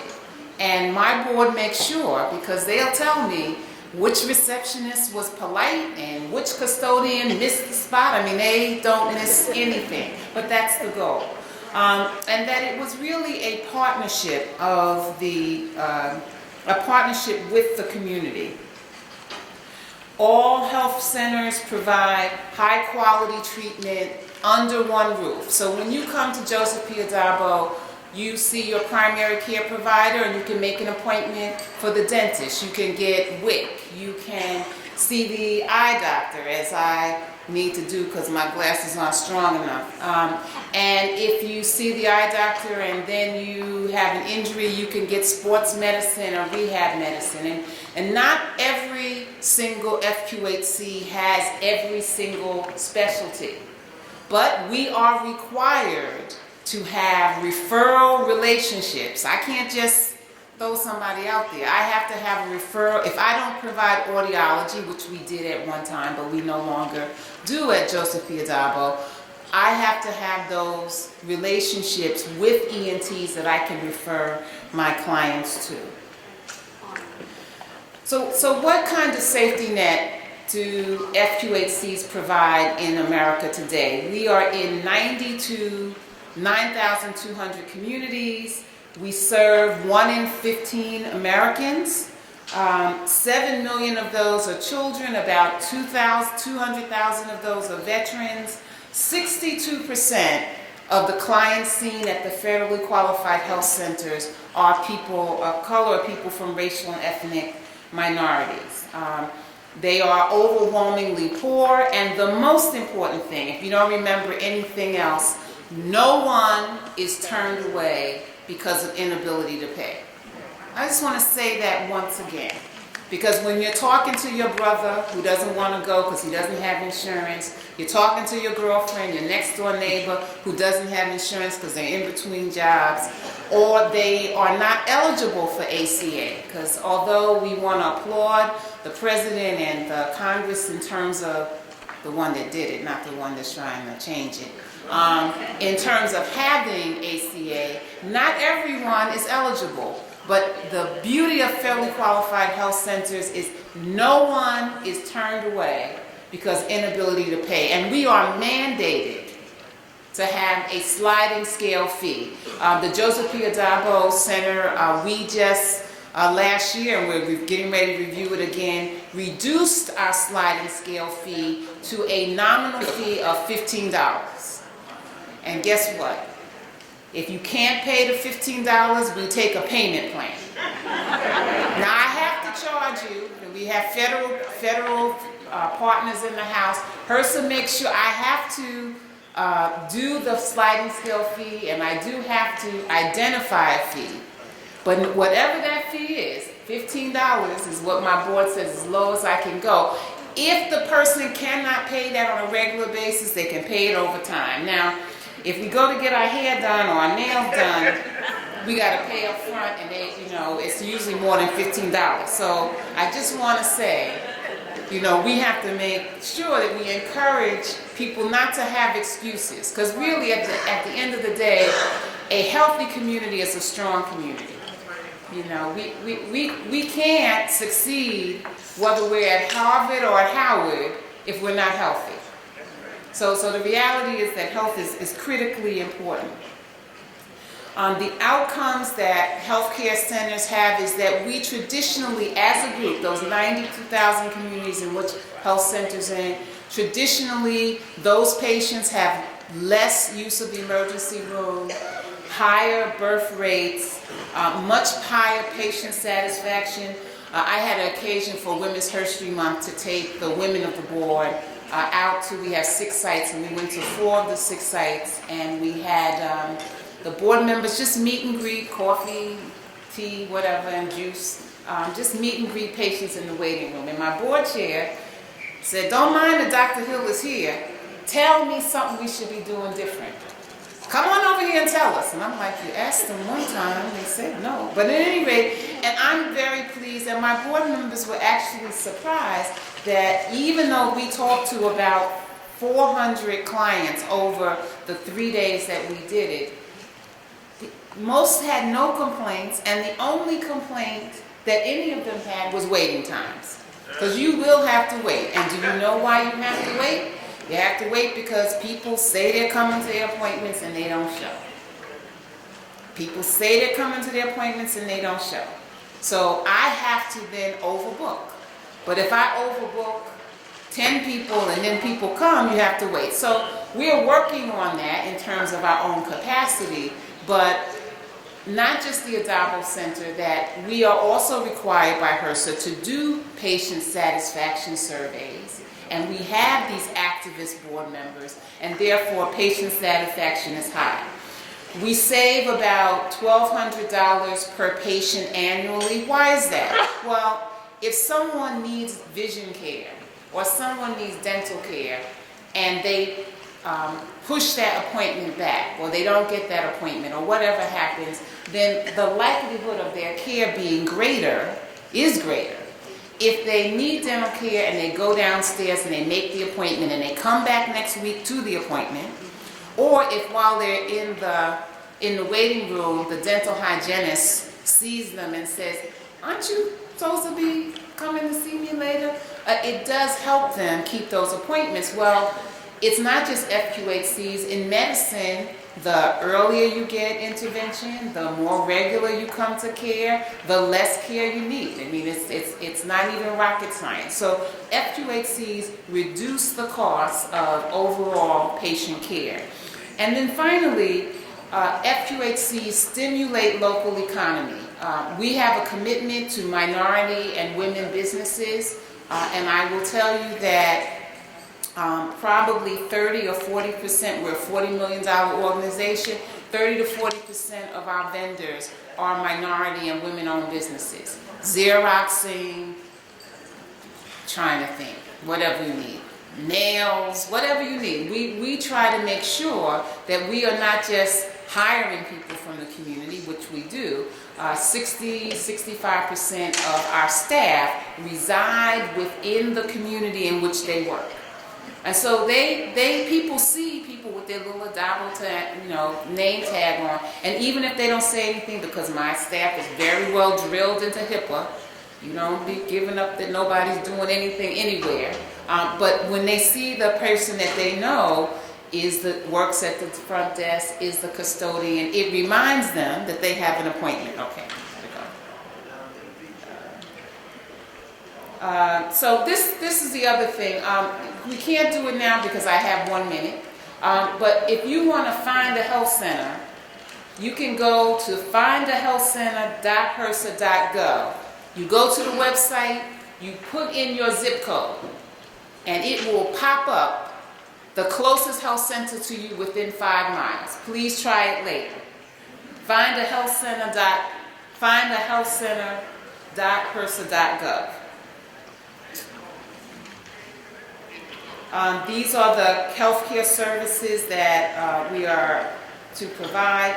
I talked earlier about partnerships. Having a partnership with your elected officials are really important, both in terms of, it's something that HRSA appreciates, it's something that certainly the mayor and city agencies appreciate. Congressmember Meeks had been on the board of Addabbo before he became a member of Congress, and this is a picture of him at our most recent health fair where he was getting his blood pressure taken, and we just, Congressmember Nidia Velasquez came to us when we did an opening of our 4th WIC Center. So it's just important to have, and they are also important in terms of supporting funding, but the WIC opening, because who cares about women and children and infants? We do, but the newspapers don't. But we got an article in the newspaper because the member of Congress was there. So I just say that those relationships are very important. I'm going to challenges ahead. The last thing I want to mention is that a few years ago, some of you may have heard about the funding cliff that the federally qualified health centers were challenged in terms of funding through lots of advocacy. The CBC was part of that, and we were able to get funding for 2 years, but that funding ends in 2018. And so the challenges around having these healthcare centers, because while no one is turned away because of inability to pay, I still have to pay for lights and gas and for medicine and so forth and so on. So the other is that 62 million Americans still live in areas with little or no access to healthcare, and overwhelmingly many of those are people of color. And so in spite of the Affordable Care Act, the need for health care and the need for FQHCs remain strong. So we just want to thank you for your attention, and just say that, again, find a health center near you. All of us should know our HIV status, should not be smoking, should be, if it's no more than walking around the block, should have a primary medical home, a doctor who we know, who we feel comfortable with. And if we don't feel comfortable with, before we quit him or her, we need to find another doctor, because sometimes we get mad and leave, but then we don't go back until we break a leg. So on that note, I'll stop. But the federally qualified health centers are in communities to serve and to serve our constituents, and thank you for that.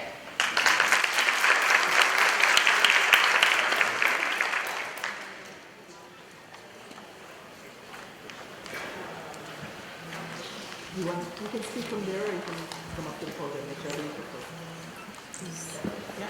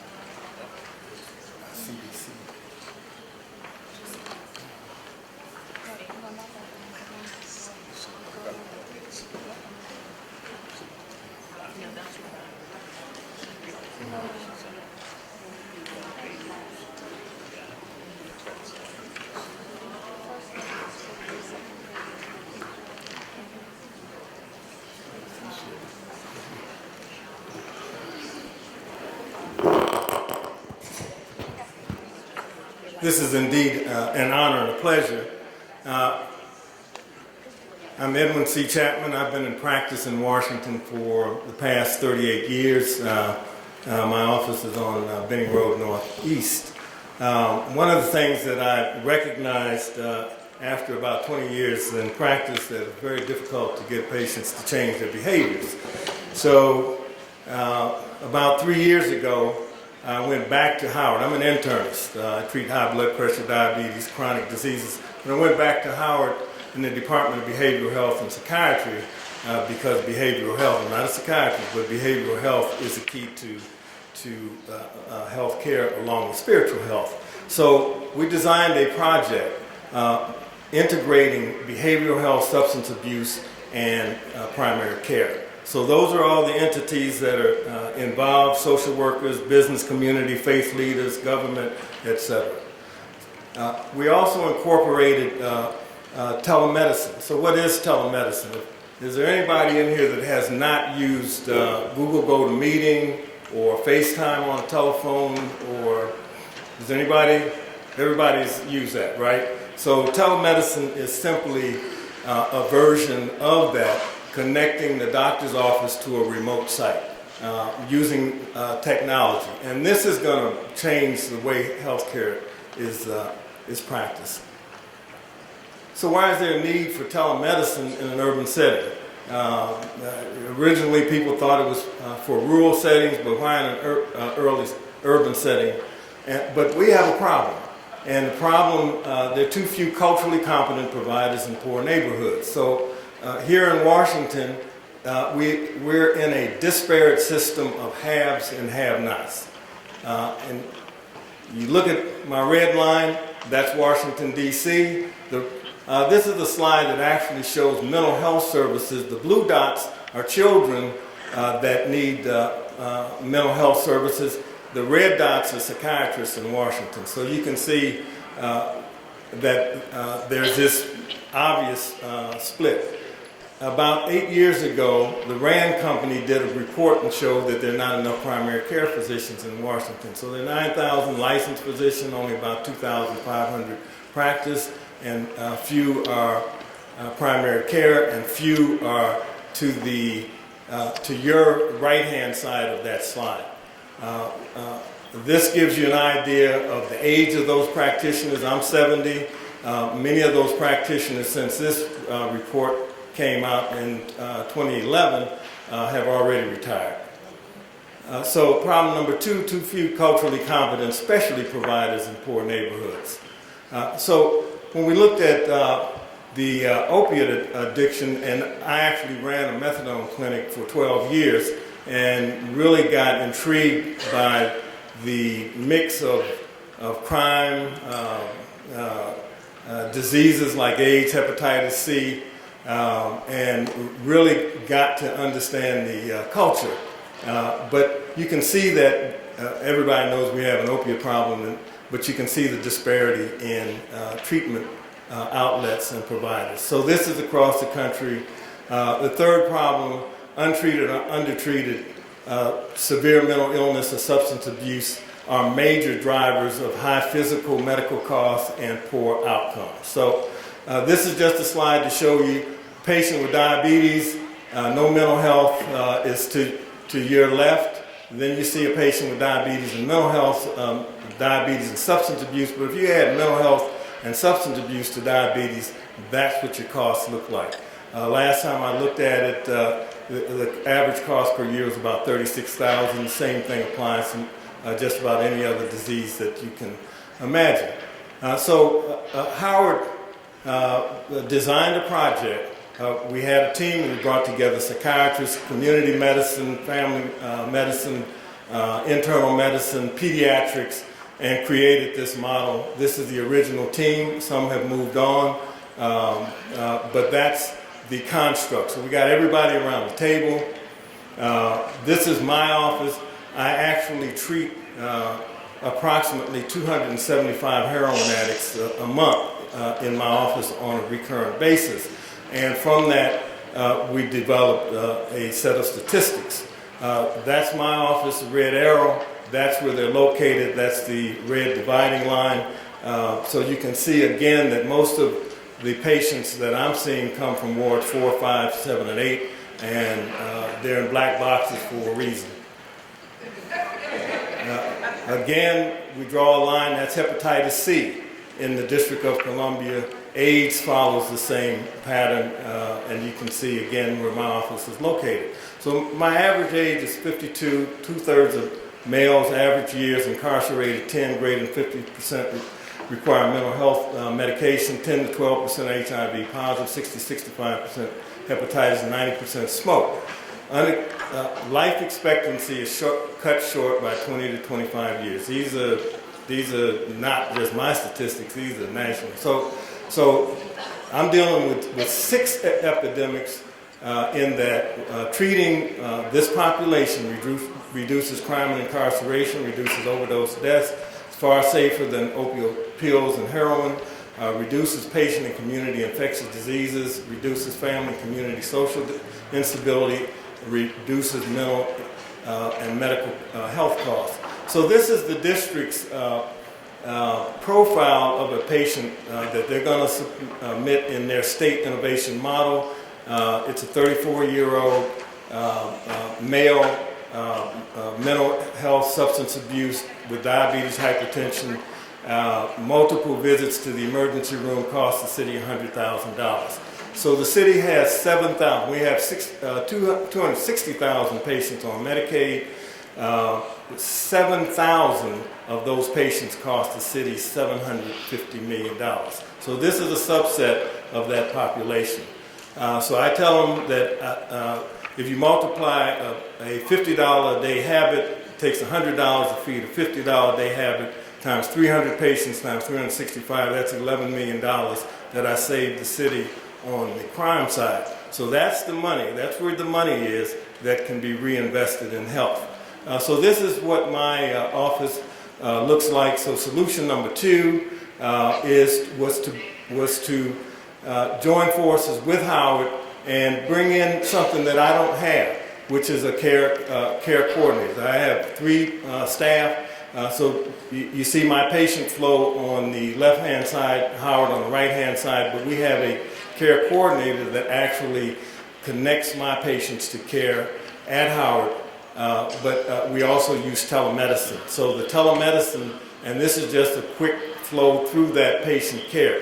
We screen the patients for mental health and the social determinants of health when they come in, something that we were not doing 3 years ago. And then we incorporate that into a care plan. We also provide laboratory services. We have to do urine testing, but we also connected with the School of Pharmacy and the School of the National Human Genome Center, so that we can actually look at patient profiles, and we actually do pharmacogenomic screening to match patients' medications with the correct dose. And we actually stumbled across something very interesting. So these are the technical accomplishments thus far. We have the interface and actually have telepsychiatry that's operational from the university to my office. We have care coordinators, etc. These are some of the process parameters. So all of our patients are connected to primary care. We refer the patients for mental health services. We screen for social determinants of health. We send patients to treatment for HIV and hepatitis C, etc. So all of our patients are connected. So the project was actually funded for $200,000 by the district. We got that funding increased to $1.1 million going forward. So continuing barriers to care and challenges. I'm not going to go through all this.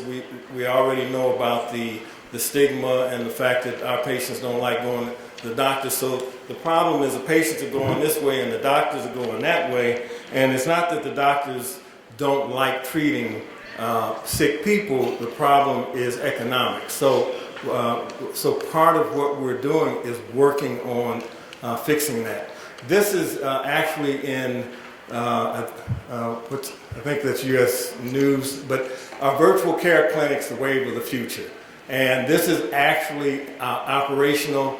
They actually manage, I believe, 18 hospitals, intensive care units. Well, you can do the same thing with diabetes, hypertension.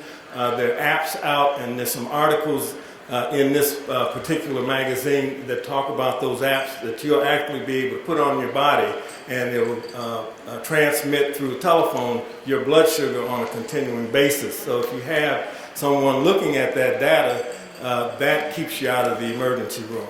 This is something I just read last night in the Journal of American Medical Association. The VA is going to treat everybody for hepatitis C. But the interesting thing, the way they're going to expand that network is using telemedicine. So is it here to stay? There's already a summit. You can see Virtual Physician Society is going to have a meeting in Houston next month. So this is basically how that works. If you look at the green box down there, I do primary care and substance abuse, but I don't do psychiatry, I don't do infectious diseases. So I can link all of that with the hospital or with a federally qualified health center. So we have complementary services, which gives us a virtual office without moving the patient. That's how it would work in an urban setting, very similar in a rural setting, but we also know that the secret to quality is love. So if we link what we're doing with the church community, as Pastor Minor has taught, well, I have my pastor, Reverend Tucker, here. And I also stole our executive director from New York, who used to be there doing a lot of work, but she's been with us for 20 years, and they're here in the audience. But they have a grant from the CDC, a REACH grant called Racial and Ethnic Approaches to Community Health. So incorporating faith community navigators to increase health literacy, trust, and compliance, that's how that would look. But let's expand that in step 4, expand community-based patient access through virtual and on-site faith institution, nurse practitioner managed primary care practices. So by putting a nurse practitioner in the church and a clinic actually connected to a network of providers would give us that whole population-based setting. And finally, teleprecision medicine through individual and population-based pharmacogenetic dosing. We were able to actually change the dosing for African American patients because we've discovered that African American patients using buprenorphine for opiate addiction required higher doses because 85% of my patients were rapid metabolizers. So we brought in a pharmacogenomics test. The city changed the law.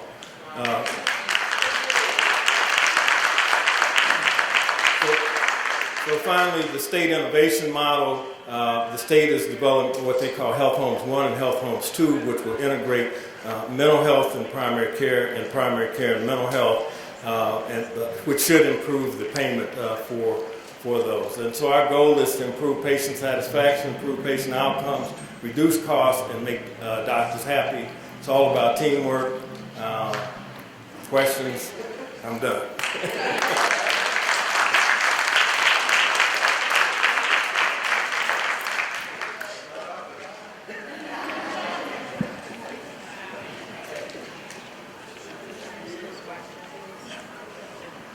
Stay here. I thought I was last, no problem.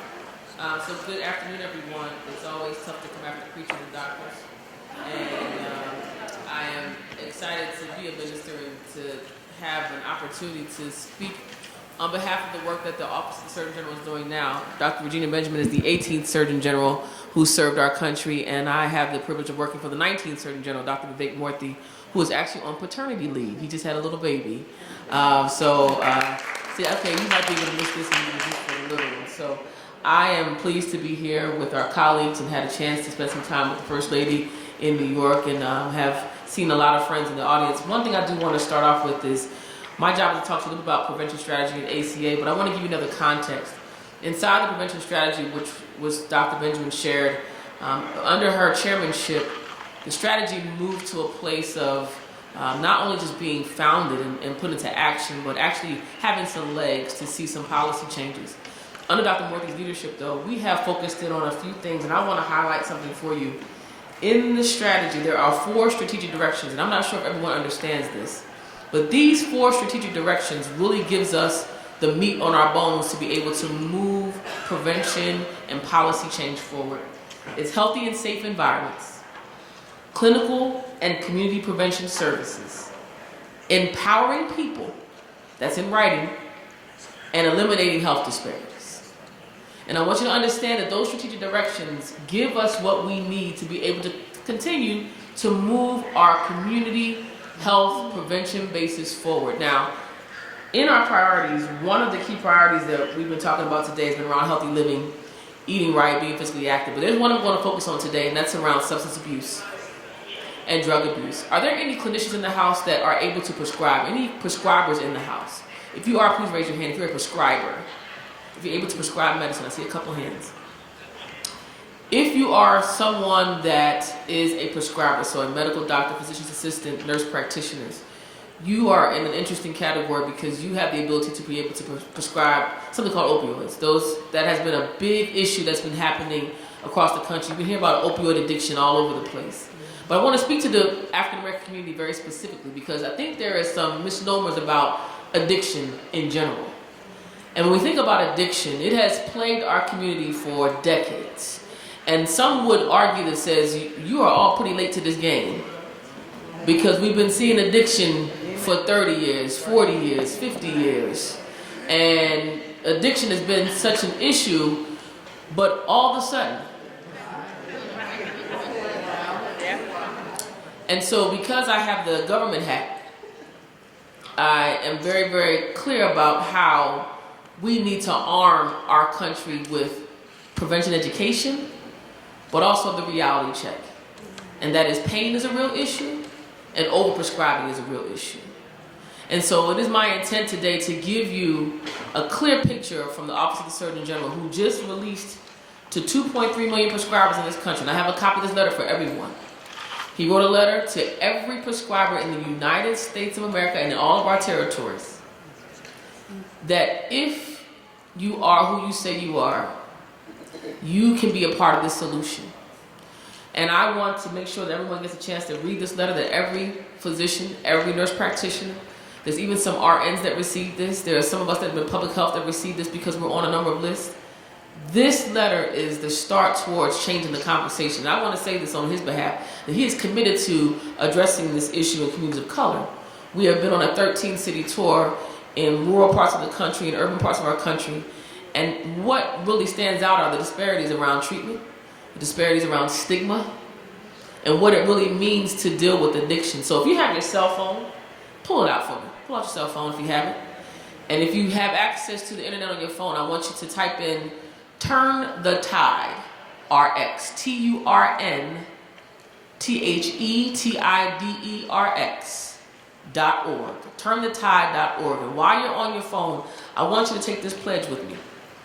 Because part of the plan for the pledge is to change the way we look at addiction, not as a moral failing, but as a chronic disease.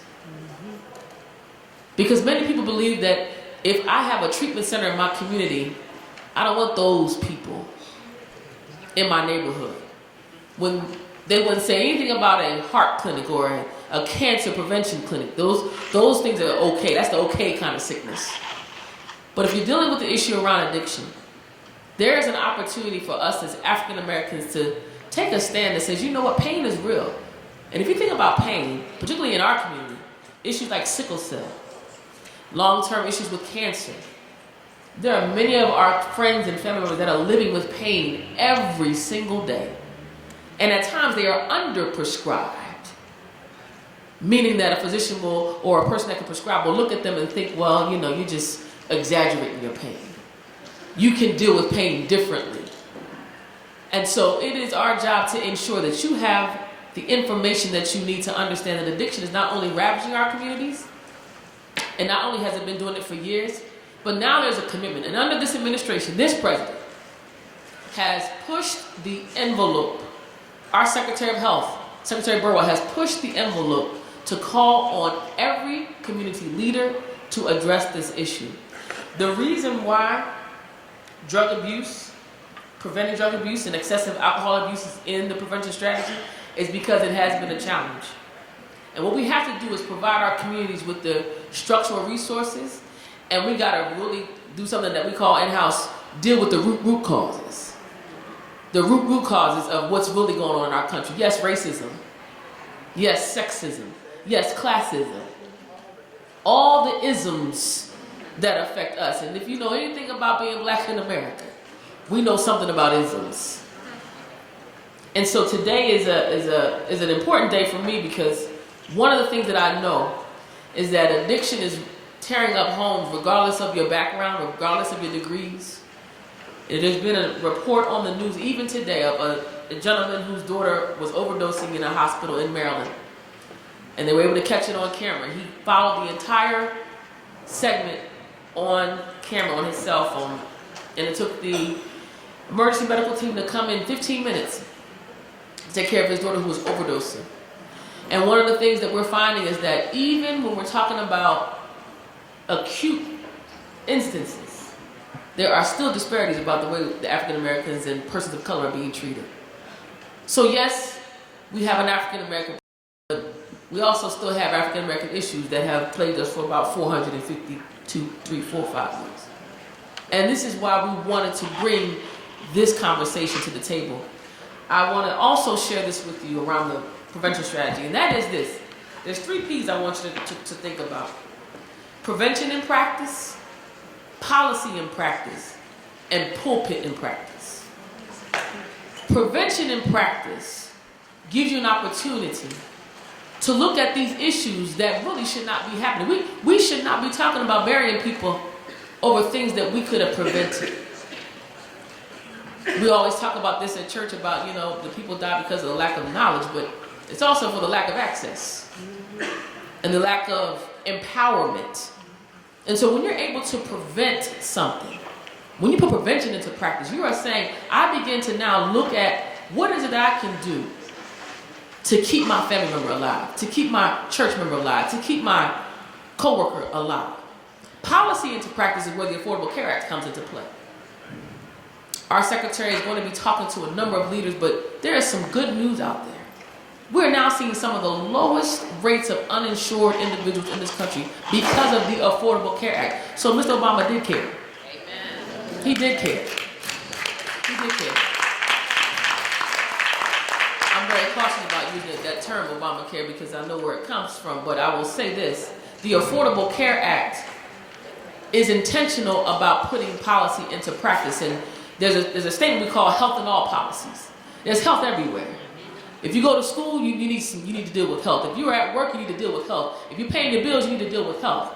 Health is the crust and the core of all the things that we do every single day. If you're dead, you can't work. If you're sick, you can't be productive. You're not going to be able to go to work, to pay those bills, to feed your kids. And if your child is hungry, how can they learn? Health in all policies means we've got to put policy into practice. And pulpit into practice is this. Open enrollment will begin in November of this year, November 1st. Now, there were some hands that went up that talked about your role in helping us getting people enrolled. And let me just say this very, very clearly. Without enrolling individuals into the Affordable Care Act, we cannot see this thing work.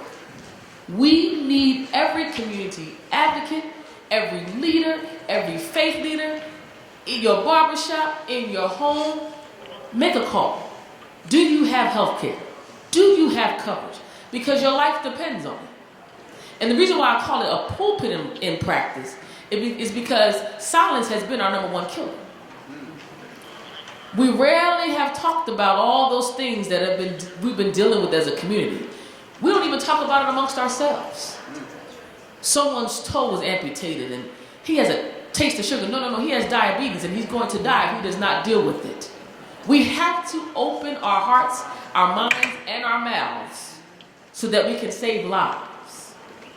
So your prevention in practice, your policy in practice, and your pulpit in practice will give you the tools that you need to see a long-term change in our community. And here's the thing. At the end of the day, it should be all of our duties to ensure that life expectancy just keeps getting better and better and better for our communities. God bless you.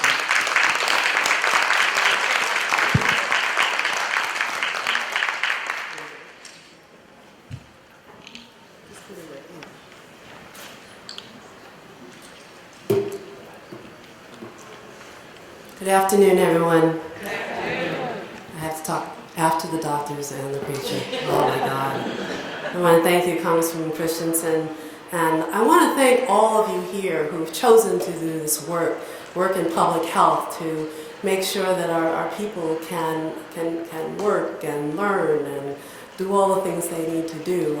It's hard work, very hard work, and I just want to thank you from the bottom of my heart for doing what you do every day to help people. I don't think you get as much appreciation as you deserve. Thank you, members of my esteemed panel. I've learned so much from all of you in just these few short minutes, and I thank you for that. And I really appreciate this opportunity to participate in this conversation because we are facing a crisis in mental health. You know, my father used to tell me, if you have your health, you have everything. But I have to add to that, there is no health without mental health. You cannot separate the two. And I often say, just imagine if 1 out of every 5 Americans had Zika right now. It's all we'd be talking about, right? Everybody would be, be all caps on the headlines of every newspaper. And the reality is, 1 in 5 Americans is suffering from a mental health condition. People of American descent are 40% less likely than those of European ancestry to have received mental health treatment constantly. But for so long now, we've looked the other way as this crisis has corroded our communities. Before we launched Thrive NYC, which is our comprehensive plan to change the way people think about mental health and to change the way the government and its partners deliver services, we spent 11 months, nearly a year, in communities all around New York City. And in every room I would go in, I would ask people, who in this room, whether it's 30 people or 200 people, who in this room has not ever experienced mental illness, personally or in a family member? Just raise your hand. And I have to tell you, I was really shocked because I didn't know the statistics back then. No one ever put their hand up. No one. For a crisis on this scale, for people to not be talking about it, to be sharing their stories, was really shocking to me. And so I knew we had to get to work. My passion for this subject comes from my personal experience. Both of my parents suffer from depression. So many people I know and love, including our own daughter, have grappled with substance misuse, anxiety, depression. And too many families I've known have been devastated by the tragedy of suicide. And the families are affected for years by all the whys and the wondering and the dysfunction that comes from not being able to talk about something like this. There are too many families that struggle from the hardship of illnesses that can be treated. So when Bill became mayor and I became First Lady, I knew this is what I wanted to do. I knew that we had to do it big, we knew it had to be ambitious, because the need is so great. And it does affect everything that people do. How they live, if they live, where they learn, if they learn, how they parent or not. There is no health without mental health. So that is how Thrive was born. And it is the most comprehensive mental health plan in any city or state in the nation. And our goal is, again, to change the culture and improve the way the city and partners deliver services. Now, do we have no video because I closed this laptop? No? You can't fix that? Come on up here. I'll keep talking while somebody can, because I think it's important, especially when we talk about stigma. So we're making progress. It's coming. Okay. We're making some progress. I want to tell you a few of the things that we've done since we launched Thrive, which was back in November of last year. We organized a weekend of faith for mental health. And we thought we'd get a couple hundred houses of worship to participate in this weekend of faith, which was like May 20th or 22nd. We talked to ministers, pastors, rabbis. We talked to everybody we could. And we got more than 1,000 houses of worship to participate in this. We were able to have workshops and train clergy members in mental health first aid. And then we were able to give them toolkits so that they had a guide for their sermons.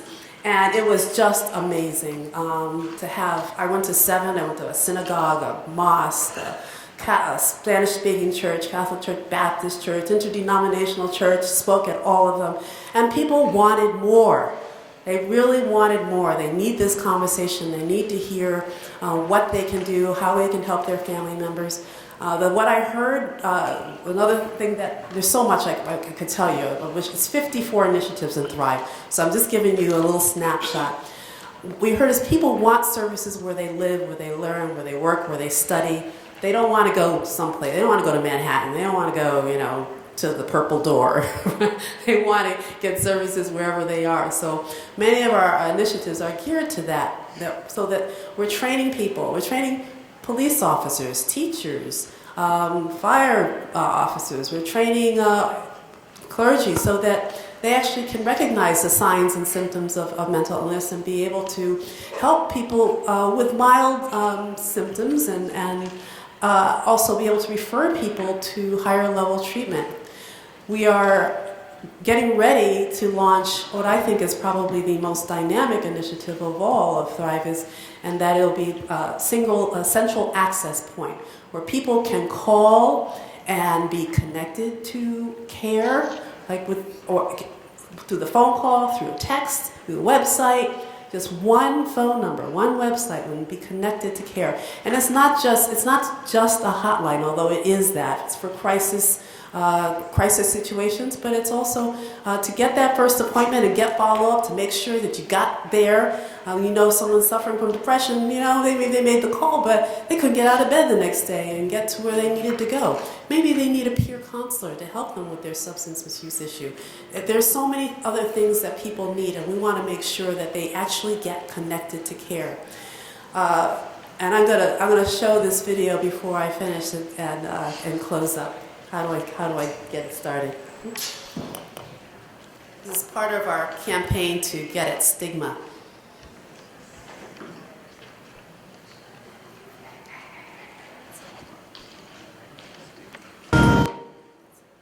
When we get hurt,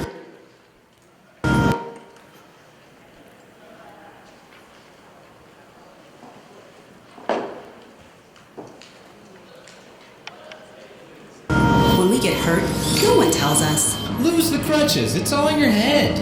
If someone is seriously ill, we don't say, just feel less pneumonia-y. So how is it that when I'm not able to sleep at night? I'm anxious all the time. Drinking is the only way I can feel good these days. Seems like I'm arguing with the people I love nonstop. Or other issues related to our mental health, too many people pretend we can just snap out of it. Taking care of our mental health shouldn't be any different than taking care of our physical health.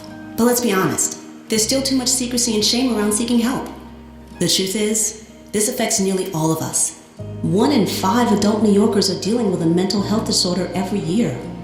Now imagine a city where the path to taking care of your mental health is crystal clear. We're not just going to imagine it. We created a roadmap for mental health to make our city as healthy and as strong as it can be. We're talking the most comprehensive mental health plan of any city in the United States.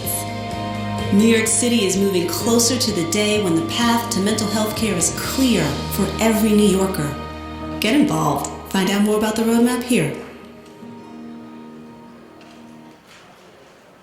Okay. I think that gives you a sense of our vision. It is ambitious. Thrive has, again, 54 different initiatives, addresses every aspect of life, from postpartum depression to our seniors who often live in isolation, are dealing and struggling with addiction or loneliness and depression and anxiety.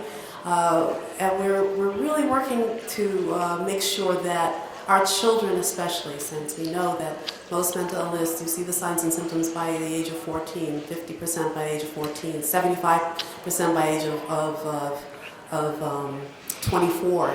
So we know that we need our teachers to understand what it is they're looking at when they have a child in the classroom who is struggling or acting out. We want to every single one of our schools, and we have 1.1 million school children, 1,700 different school campuses. But by the end of this year, every single school will have either a mental health clinic in the school or a mental health consultant who will be a resource for the principal and the teachers and assessing and evaluating what that school needs going forward. There's so much we wanted to do, but we did not have the data. We didn't have the statistics we needed to actually launch everything that we could have dreamed of, and we want what we're doing to be successful. We want it to be a model for cities around the country, because you know what they say, as goes New York, goes the nation. So we have to do this right. Everything we're doing has to be evidence-based, and it's going to take some time. We're putting real money behind it, nearly $1 billion in the next 4 years, and all you have to do is go to www.thrive/NYC to find out more information. I have Walt Bishop here. His hand is up. You can get more information from him as well. And I hope to be talking with you over the next months. This is my passion. This is what I'm going to be doing. As long as we're in office every day, this is my work, and we have a lot of goals, a lot of work to get done, and I need your help. As you know, I forgot, I make the ask. As you know, there are many bills pending in Congress. We've got the 2 Murphy bills. We've got CARA, which just passed in terms of substance misuse and the opioid addiction especially. But there's no funding. There's no funding devoted to CARA, and there's really no funding behind the other bills as well. We need to get this legislation passed, the Mental Health Reform Act, we need to get it passed. And we need funding devoted to all the different programs. I'm very excited about Hillary Clinton's mental health policy agenda. I want you to know that 20 out of 25 of her points are right from Thrive. So we're very much on the same page. And so there's huge potential because there is bipartisan agreement about where we need to go and what we need to do. We can give people the tools and the resources and the comfort and caring that they need if we can just all speak with one voice and push people in the right direction. So thank you again for the work you do, and thank you.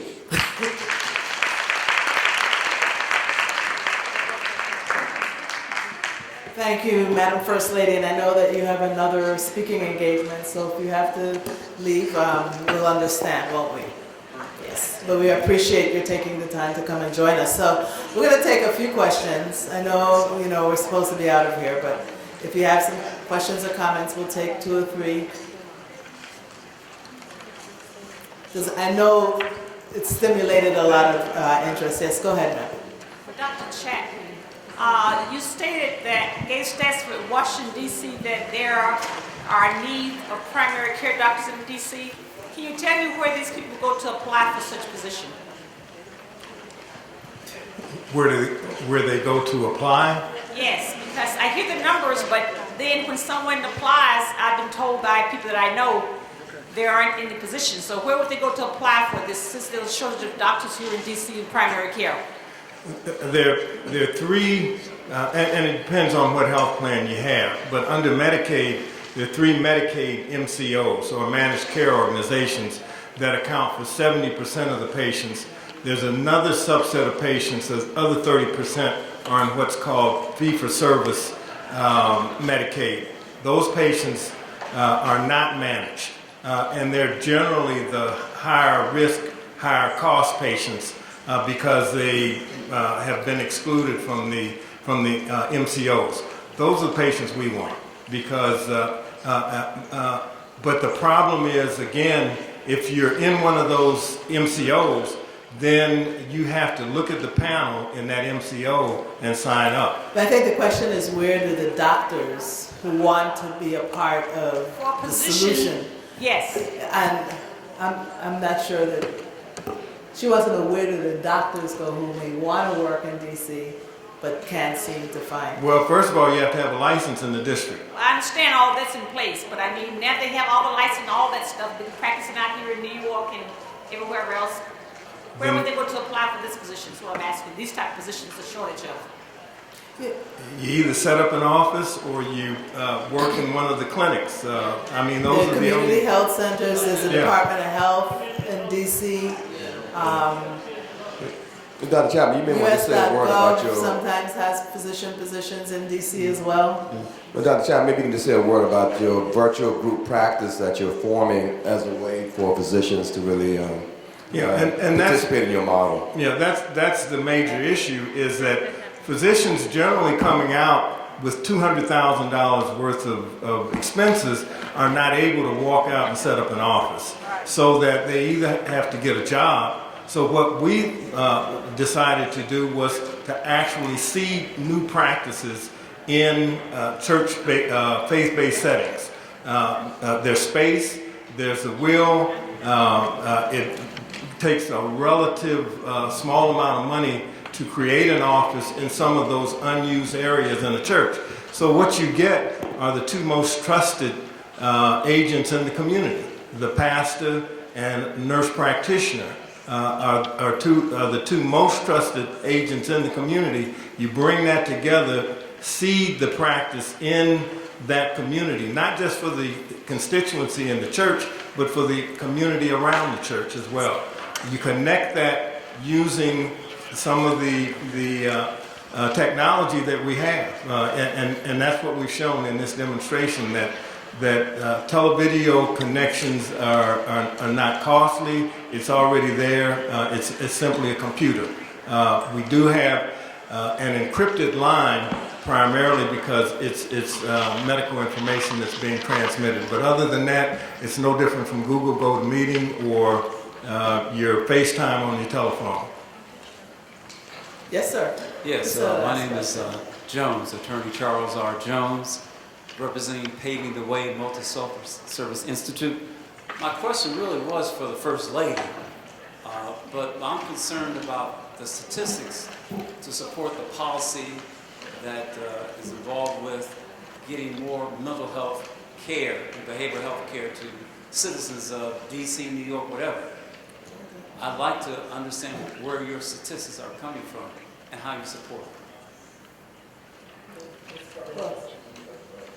Well, I can tell you that in terms of, we are a primary care facility and we see 50,000 patients, about 220,000 visits annually.